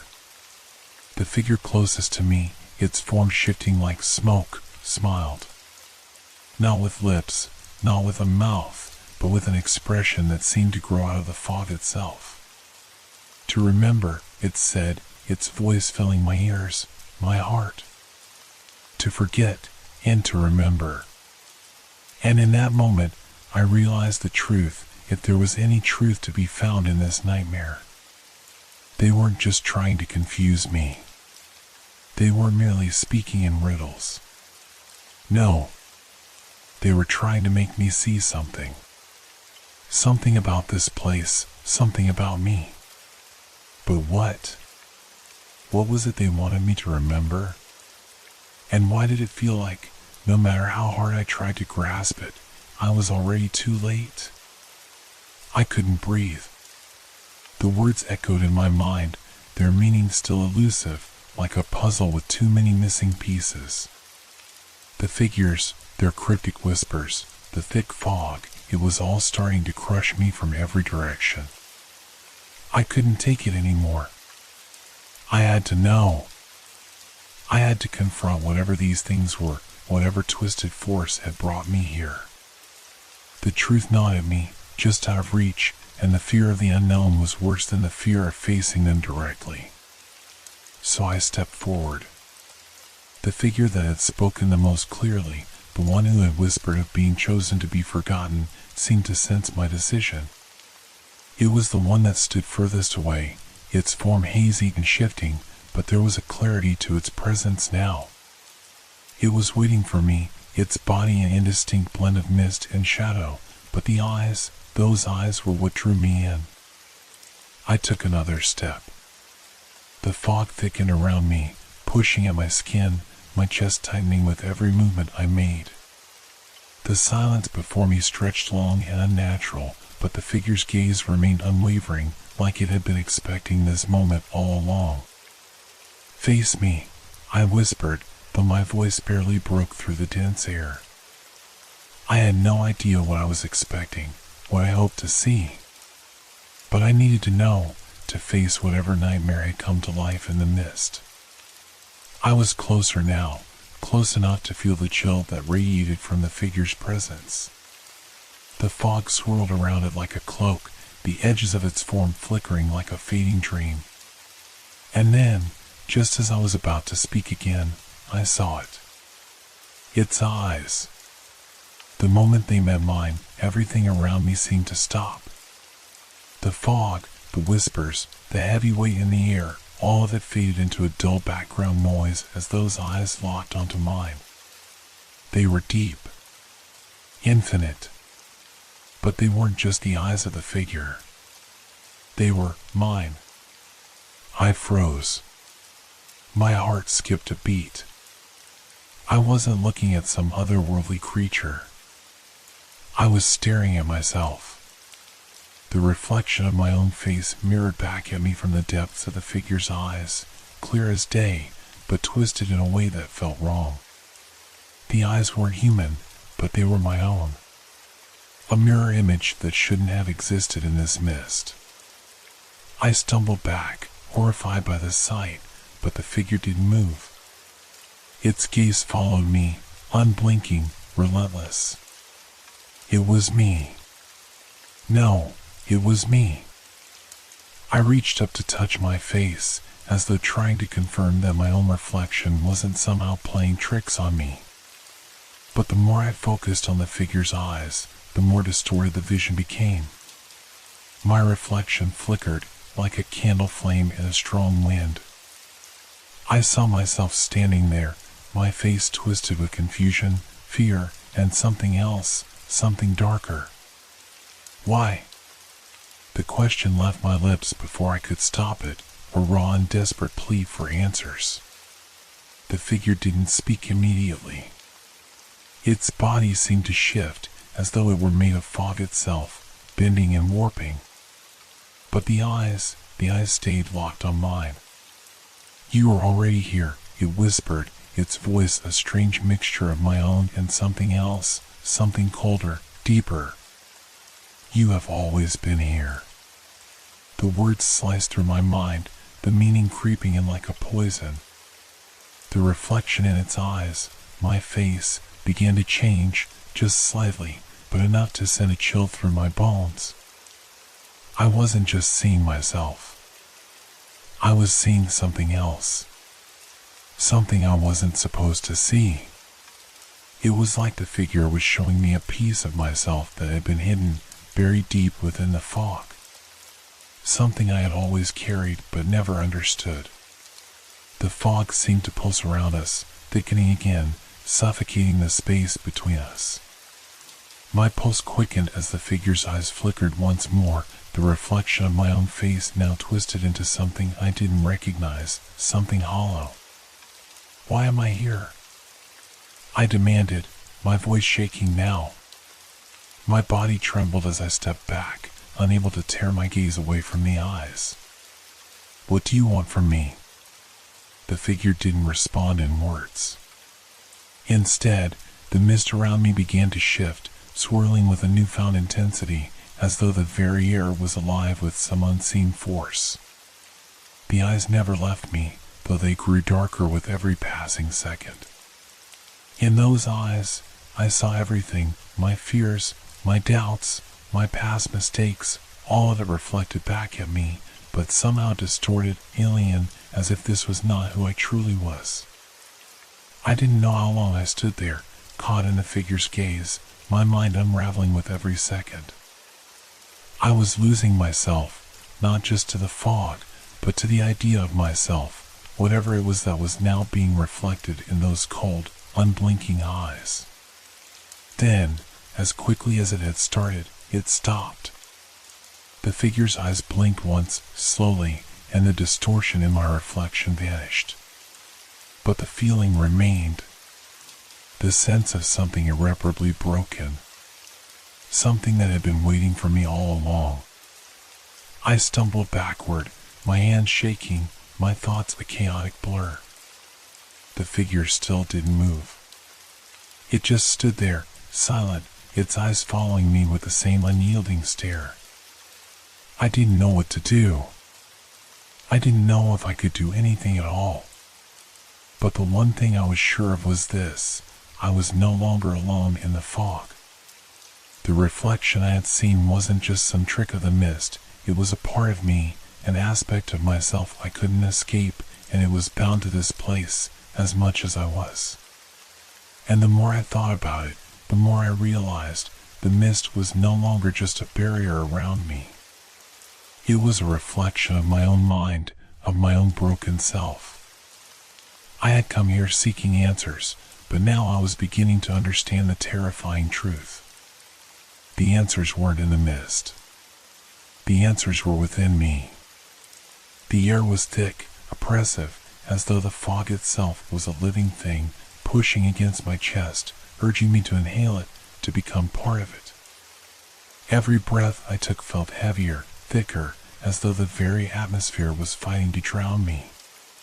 The figure was still there, its eyes fixed on me with an intensity that felt like it was cutting into my very soul. I stumbled back, gasping, trying to pull out a breath that seemed to slip away before I could fully fill my lungs. I couldn't see anything anymore. The mist had grown so dense, it felt like I was trapped in a dream, one where I couldn't wake up, couldn't escape. The trees, the shore, everything around me had dissolved into a blur of gray.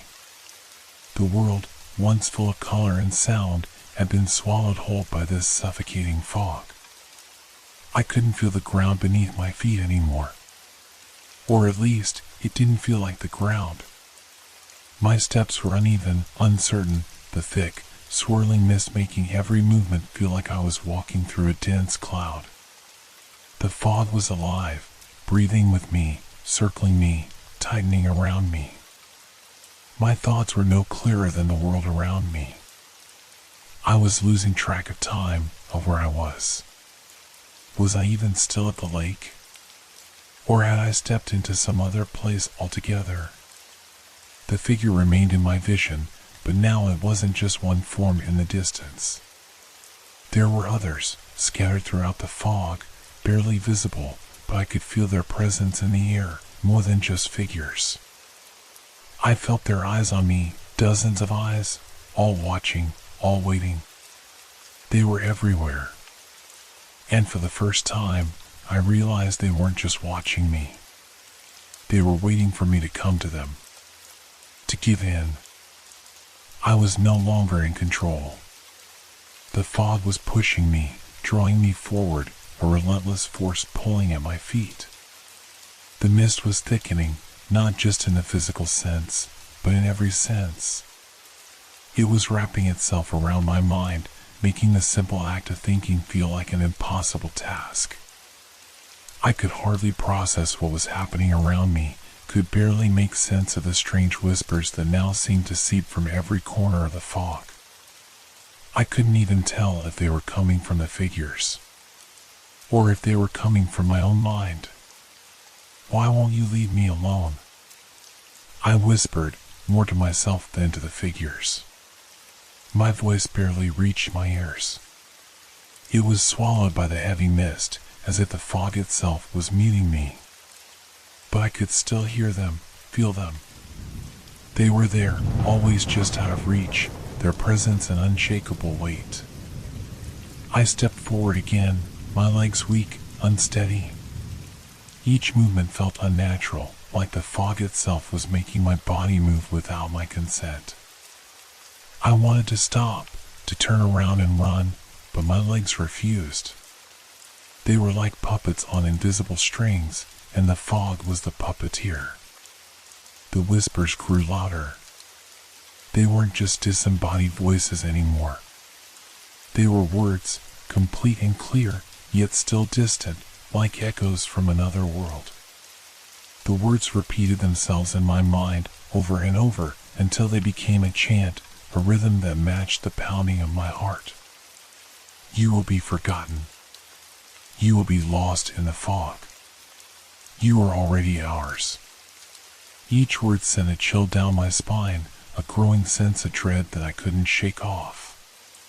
The fog had swallowed me, but now it was swallowing my mind. I stopped, suddenly paralyzed, as if the fog had wrapped around me in a vice, locking me in place. The figures, the many figures, were closing in. Not walking, not moving in any way I could understand, but I felt them drawing closer. The mist thickened around me, and I could hear their breathing, their sighs, each one a whisper of something far too ancient and far too dark to comprehend.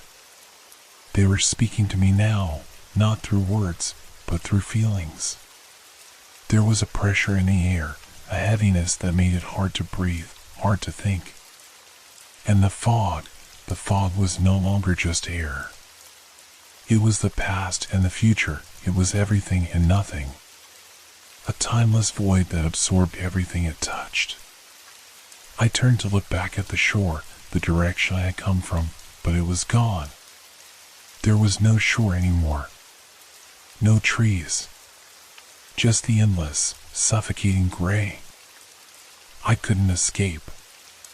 The fog wasn't just around me. It was in me. It was a part of me, and I was a part of it. And the figures, they were not just figures in the mist. They were me. They were all parts of me, reflections of something I had never understood, something I could no longer fight. As the fog thickened, so did the realization. The truth, horrifying in its simplicity, the figures, the fog, the whispers, they were all part of the same thing. The lake, the mist, the figures, they were not separate entities. They were one. They were bound to each other, and I was bound to them now, whether I wanted to be or not. There was no escape. I was already part of the mist, and it would never let me go. I could feel the mist seeping into my bones, settling deep into my skin, and every step I took felt heavier. My head was spinning, the whispers in my ears growing louder with each heartbeat. I was suffocating. The air was thick with the weight of memories that weren't mine, of people I had never met, of lives I had never lived. But they were real, and I could hear them, feel them pressing down on me. I had to get out. I couldn't stay here. This place, this fog, was consuming me. I had already lost track of how long I'd been wandering, minutes, hours, days. Time didn't exist here. It had been swallowed whole, just like everything else. But I couldn't stay. I wouldn't. I had to escape. I forced my legs to move, pushing through the thick, damp air, though every step felt as though the ground beneath me was shifting, pulling me back, mocking me. The mist wrapped tighter, its cold fingers curling around my chest, squeezing the breath from my lungs. But I didn't stop. I couldn't stop. I had to get away from them, the figures, the voices, the mist. I stumbled forward, heart pounding in my ears, but the fog distorted everything.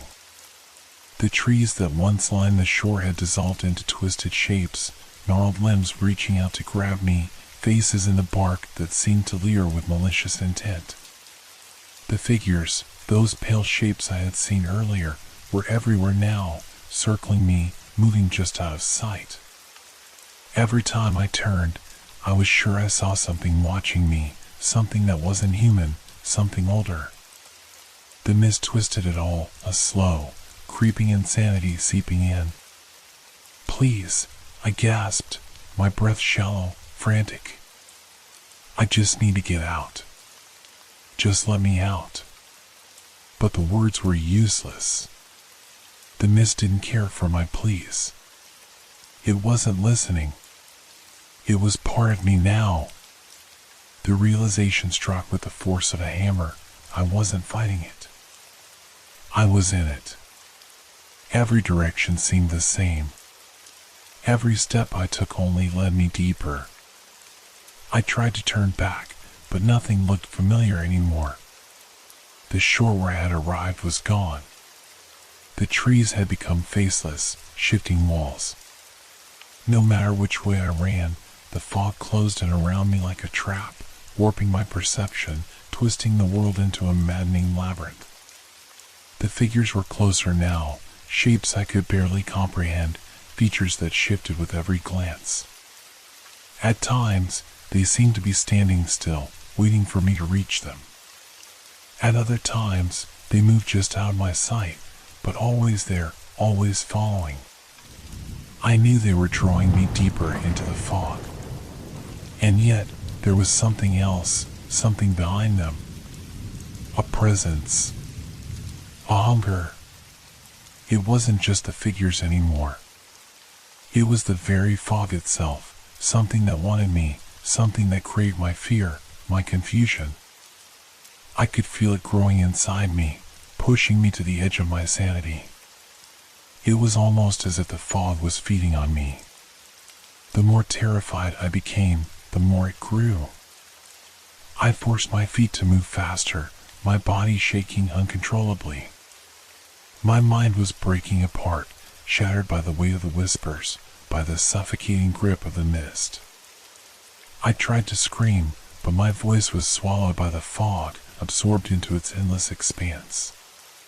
Please, no. No more.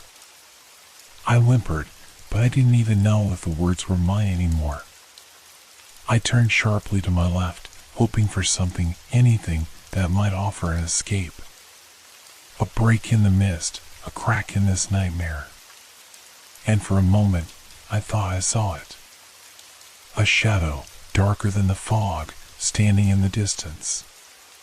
A figure. No. It couldn't be. It was a way out. The first sign of relief. I ran toward it, my heart hammering in my chest, each step faster than the last. The fog seemed to fight me, growing thicker as I moved, its tendrils curling around my body, trying to slow me down. But I pushed through, desperate, determined. The shadow grew larger, clearer, almost real. But the moment I reached out, the fog shifted again, swallowing the shadow whole. My fingers brushed against empty air, and I staggered forward, now completely lost. I fell to my knees, gasping, hands trembling. I had to stop. My body was too weak, too broken. The world around me was warping, bending in ways that made my head spin. The voices in the fog, they weren't just whispers anymore. They were laughter. Soft at first, but growing louder, more mocking, until it drowned out everything else. You can't leave. You're already here. You belong to us now. The words, the voices, they were mine. I couldn't escape them. The fog was in my head. It was part of me, and I was part of it. The figures weren't just tormenting me. They were me. They had always been me. I collapsed, sinking into the cold, suffocating fog. There was no way out. There had never been one. I was lost. Forever.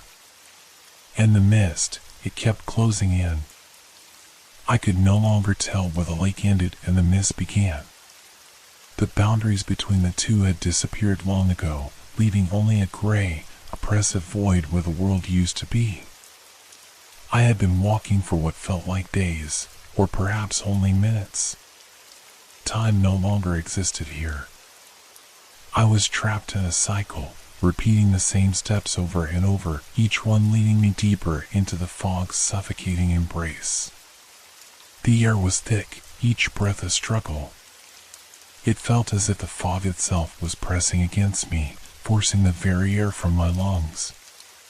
The mist closed in around me like a tightening noose, and no matter how hard I fought, no matter how fast I ran, it was always there, following, pulling me, consuming me.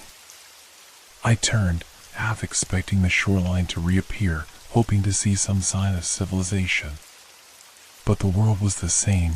The trees were gnarled, twisted things, the ground uneven and shifting beneath my feet. The figures, ever watchful, flitted in and out of view like ghosts, their silent gaze following my every move.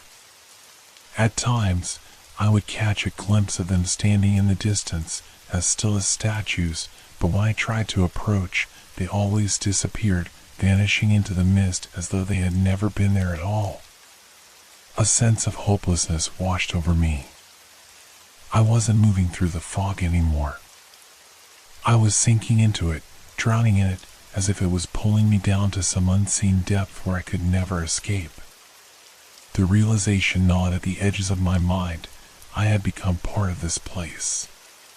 The mist had taken hold of me, and no matter how far I walked, no matter how hard I screamed, there would be no way out. I wasn't escaping, it was the fog that was leading me.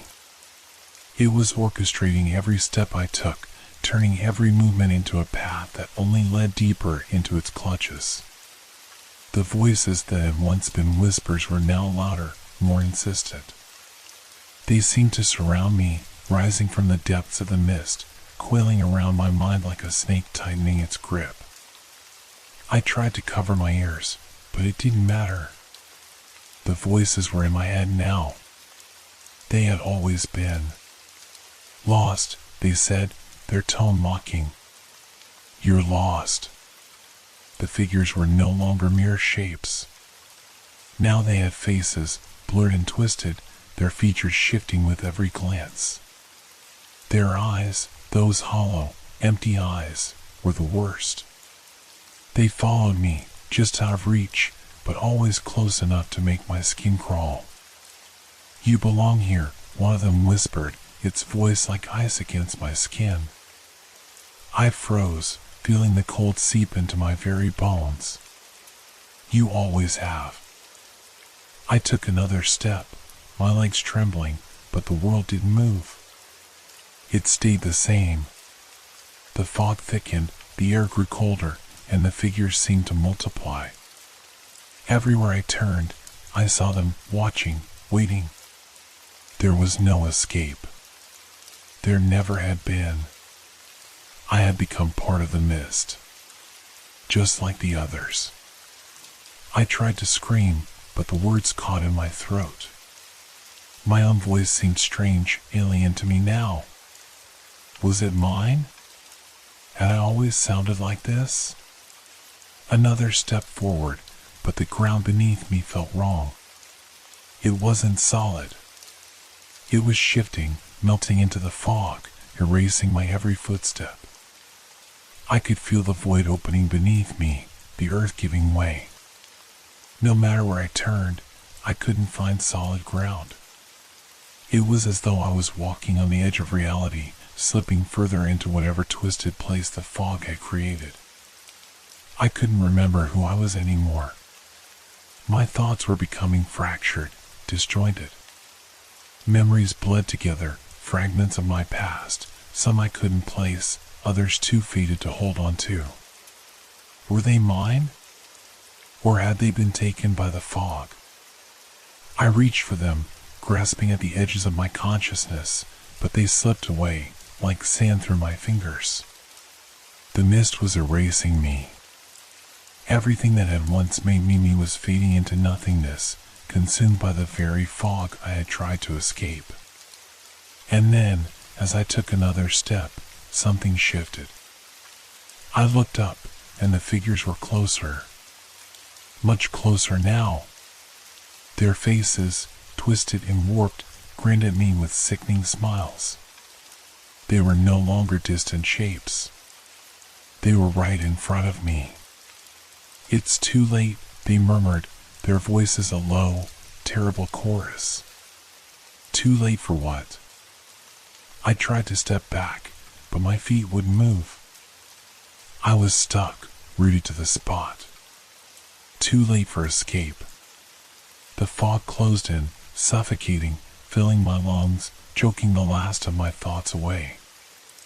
I felt the last shred of my consciousness slip, like the final breath of a dying soul.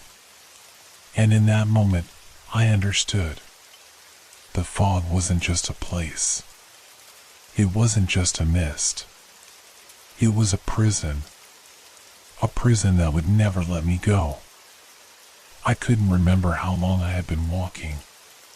The fog had swallowed up any sense of time, twisting everything until nothing felt real.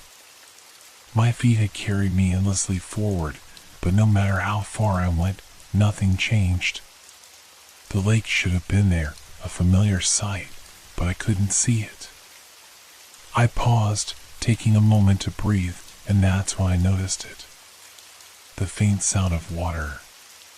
It wasn't the peaceful, distant lapping of a calm lake shore. No, this was wrong. It was the sound of waves crashing against something unseen. Something that didn't belong. I turned, expecting the shore to be just a few steps away, but instead, I saw nothing but more of the fog, swirling and folding like a living entity. There was no shore. No path leading out. Just the endless expanse of mist and water. I was trapped, and the realization hit me hard. I was no longer on the shore of the lake. I was in it. But it wasn't the lake I had known. The air was thick with a heavy stillness, and the sound of the waves grew louder, closer, as if the lake itself was rising up around me, encroaching on my every step. I turned in every direction, searching for something familiar, but it was as if I had stepped into another world entirely. The trees that had once lined the edge of the lake were gone. There were no mountains in the distance. Nothing but endless, gray fog and the disorienting hum of water in the background. The figures, those silent watchers, were still there, moving in and out of the mist, their faces now clearer, more defined. They were closer, much closer than before, standing at the edges of the water, their eyes gleaming with an otherworldly light. The moment I focused on them, they vanished, as if they existed only in my peripheral vision. I could still feel their presence, though always just out of reach. Was I losing my mind? I couldn't tell. It felt as if the lake had become a twisted version of itself, a distorted mirror of the world I once knew. The fog seemed to stretch on forever, and the ground beneath me no longer felt stable. It shifted with every step, as though the very earth was part of the illusion, warping in ways I couldn't understand. I glanced down at the water, expecting to see the familiar dark surface, reflecting the gray sky above. But instead, it was swirling, the water dark and thick, pulling in on itself like some deep vortex. There was no shore. There was no end. Just the endless expanse of water and fog stretching into infinity. I had been walking for so long, but now I realized something terrifying. I hadn't gone anywhere at all. I hadn't moved forward. I had been trapped here, in this never-ending version of the lake. Every path I tried to take led me back to the same spot, as if the fog was closing in on me from all sides, pushing me into this twisted loop. This wasn't the lake I had come to. I stumbled backward, my heart pounding in my chest. The ground beneath me seemed to ripple, warping in strange, unnatural ways, and the fog thickened even more. The figures that had once hovered on the edge of my vision were now right in front of me, their faces twisted in unsettling smiles, their eyes glowing with an eerie light. They didn't move, but their gaze felt like a weight pressing down on me. One of them stepped closer, its form shifting like smoke. I should have run. I should have screamed, but my legs felt heavy, as if they were trapped in the same fog that surrounded me. I couldn't escape. It reached out, its hand stretching toward me, and in that moment, I understood. The lake was no longer just a place. It was a trap. An endless cycle of illusion. A place designed to make me believe I could escape, only to pull me deeper, to trap me in its twisted version of reality. There was no going back. There was no escape. I had crossed over, and now I was lost in the fog, just another lost soul wandering the endless, distorted shore of a lake that had no end. I tried to back away, but the mist seemed to close in around me, pressing in from all sides. The figures, those once distant shadows that had watched me from the edges of my vision, were now standing before me, their forms clearer, sharper. They no longer appeared as vague, shifting shapes in the mist. Now they were flesh, human-like but grotesque, their faces twisted in ways that seemed impossible, as if they had been trapped in some agonizing expression for eternity. I could feel their presence, the weight of their gaze pressing down on me, cold and suffocating. Each of them had a strange, hollow quality to their eyes, as if they had seen too much, been through too much. They didn't speak, but their eyes, those dark, endless voids, conveyed a message, a terrible truth. One of them stepped forward, its face melting into the mist as it approached, its form flickering in and out of focus. When it finally became solid, I could see it clearly. Its skin was pale, sickly, stretched tight over its bones as though it had been forgotten by time. The eyes, those hollow pits, stared at me with a mixture of sorrow and anger. Its mouth opened, and a voice, hollow and distant, echoed in my mind. "We were once like you," it said, its words carrying the weight of centuries.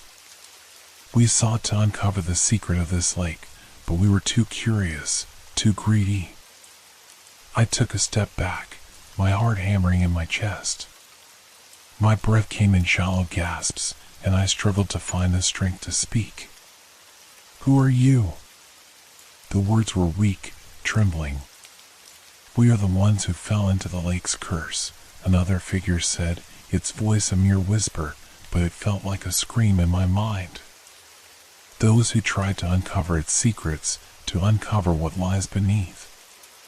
Now, we are bound to this place. Lost, forever." The figure stepped closer, and I recoiled, feeling the coldness radiating from it. Its skin was translucent in places, like the flesh had been worn away by years of exposure to something unnatural. The mist seemed to seep into its very being, melding with it.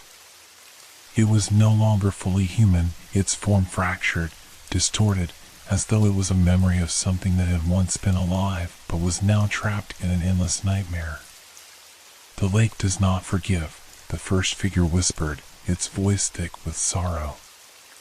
"It takes what it wants, and those who come seeking answers are never allowed to leave." It moved closer still, its steps slow but deliberate. "You, like us, are now part of its curse. You sought to understand, to uncover what lies hidden, but now you will never leave." The others around me began to move, their bodies warping, shifting like shadows in the fog.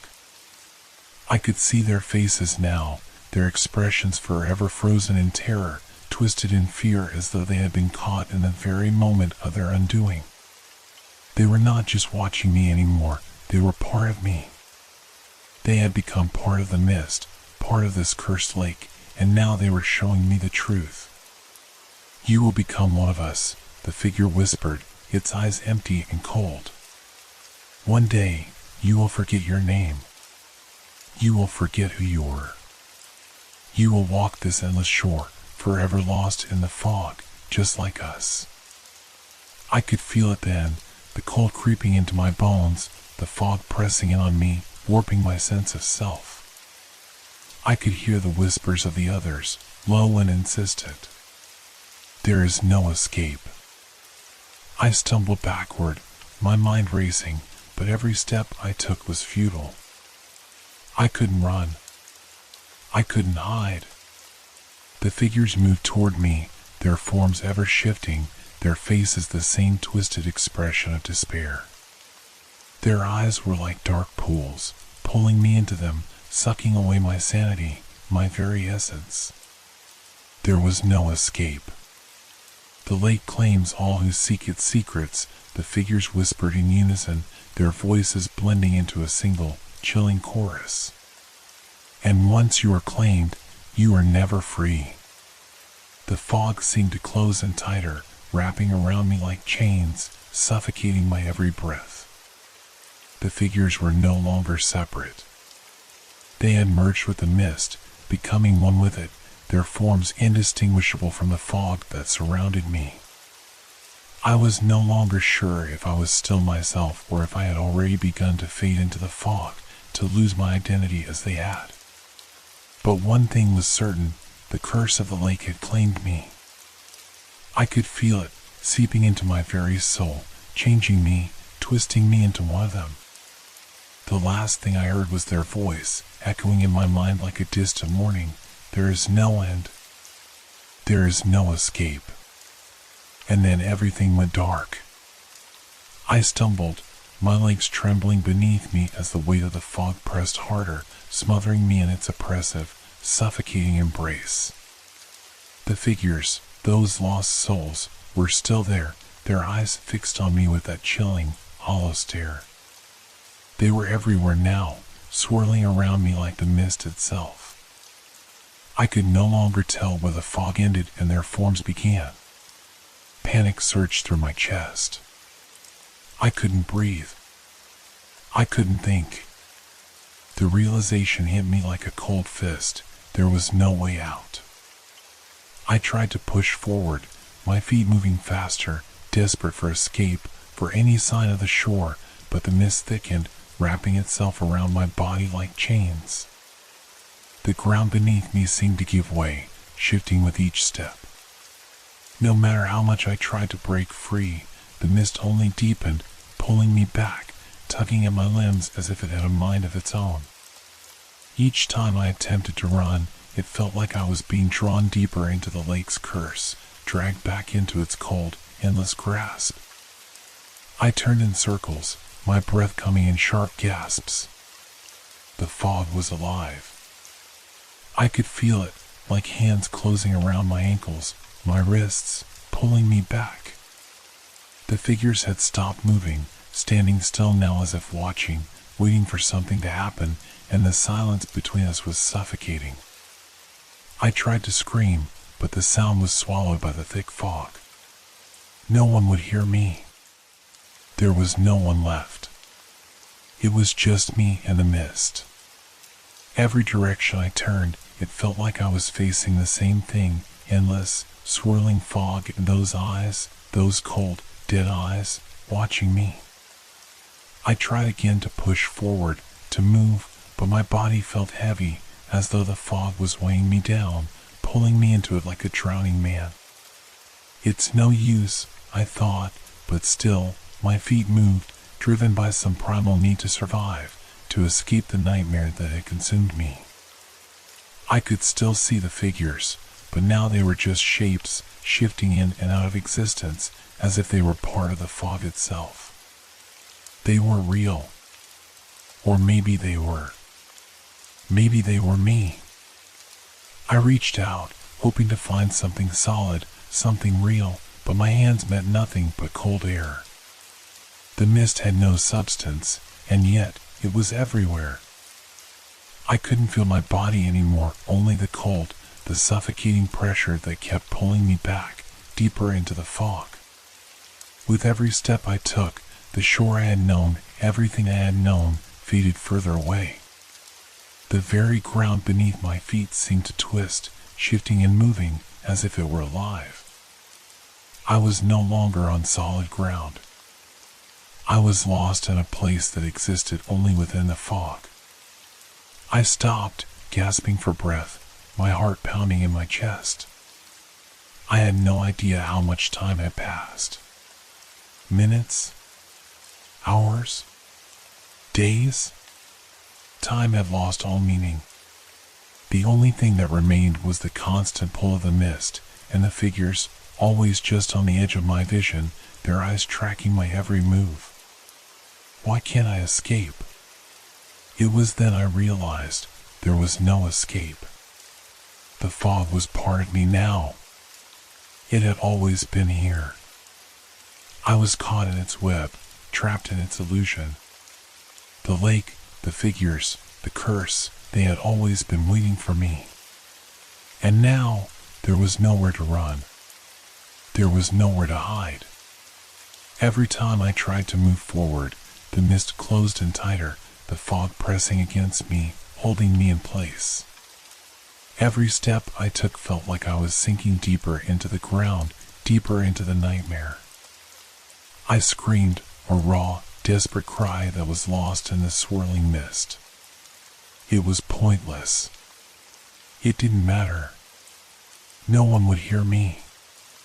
The figures were silent, but their eyes seemed to say everything. They had been through this. They knew what I was feeling. They had tried to escape, too. They had failed. And now, I was one of them. The fog tightened its grip around me once more, and I could feel myself slipping away, my body fading into the mist. I tried to push forward again, but it was no use. The mist wrapped around me, pulling me back into its endless, suffocating embrace. With one final, hopeless breath, I let go, and the mist swallowed me whole. The moment I let go, everything faded. The fog wrapped around me like a shroud, its cold tendrils curling into every part of my being. There was no escape, no turning back. I could feel myself dissolving into it, my body becoming weightless, slipping through the edges of reality. The figures, those lost souls, were no longer separate from me. I could feel them merging with me, their cold hands pulling me into the depths of the mist. Time had ceased to exist. There was only the fog, an endless, suffocating void. I no longer felt like a person. I was no longer anything. I was part of the mist, part of the lake's curse. The coldness that had first gripped my bones was now inside me, turning me into something I could no longer recognize. I could still hear the whispers, distant, maddening. The voices of those who had come before me, who had sought to uncover the lake's secrets, only to be consumed by them. They spoke in a language I couldn't understand, but their message was clear. I was one of them now. I was lost. I could feel my own thoughts slipping away. The sense of self that had once anchored me to the world was fading, dissolving into the fog like smoke in the wind. The figures, the faces of those who had been trapped here before me, seemed to hover around me. They were no longer distant, no longer watching. They were part of me now, and I was part of them. I reached out in what little remained of my consciousness, but there was nothing left to grasp. The shore, the lake, the sky, all of it had disappeared, swallowed by the mist. I was no longer sure if I had ever been anything else, if I had ever existed outside of this suffocating fog. The fog thickened, swirling around me as though it were alive, and with each passing moment, I could feel my identity slipping away completely. I was no longer a person.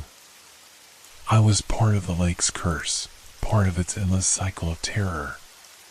The figures, those who had once been like me, had no faces now, only blank, hollow eyes that stared into the void.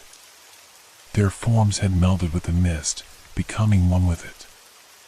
They had become the lake, the curse, the fog. I could hear their voices once more, clearer now, calling to me in a haunting chorus. It was not in words, but in emotions, in feelings I could not comprehend. The mist pulsed with life, and I felt my own presence shrinking, being absorbed into it. And then, just as I had felt myself slipping away entirely, I understood. There was no escape. There never had been. The lake had claimed me, just as it had claimed all who came before me. I was not alone. I would never be alone again. I had become part of the fog.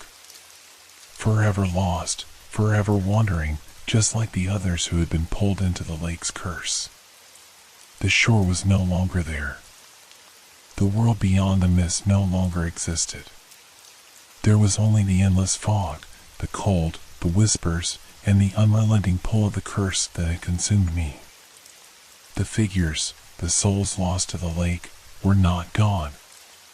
They were here, in the fog, and they would remain here, trapped forever in this place, in this never-ending cycle of terror and despair.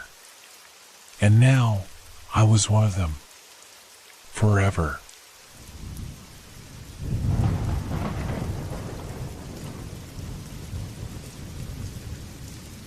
Hope your dreams are filled with fear. Good night.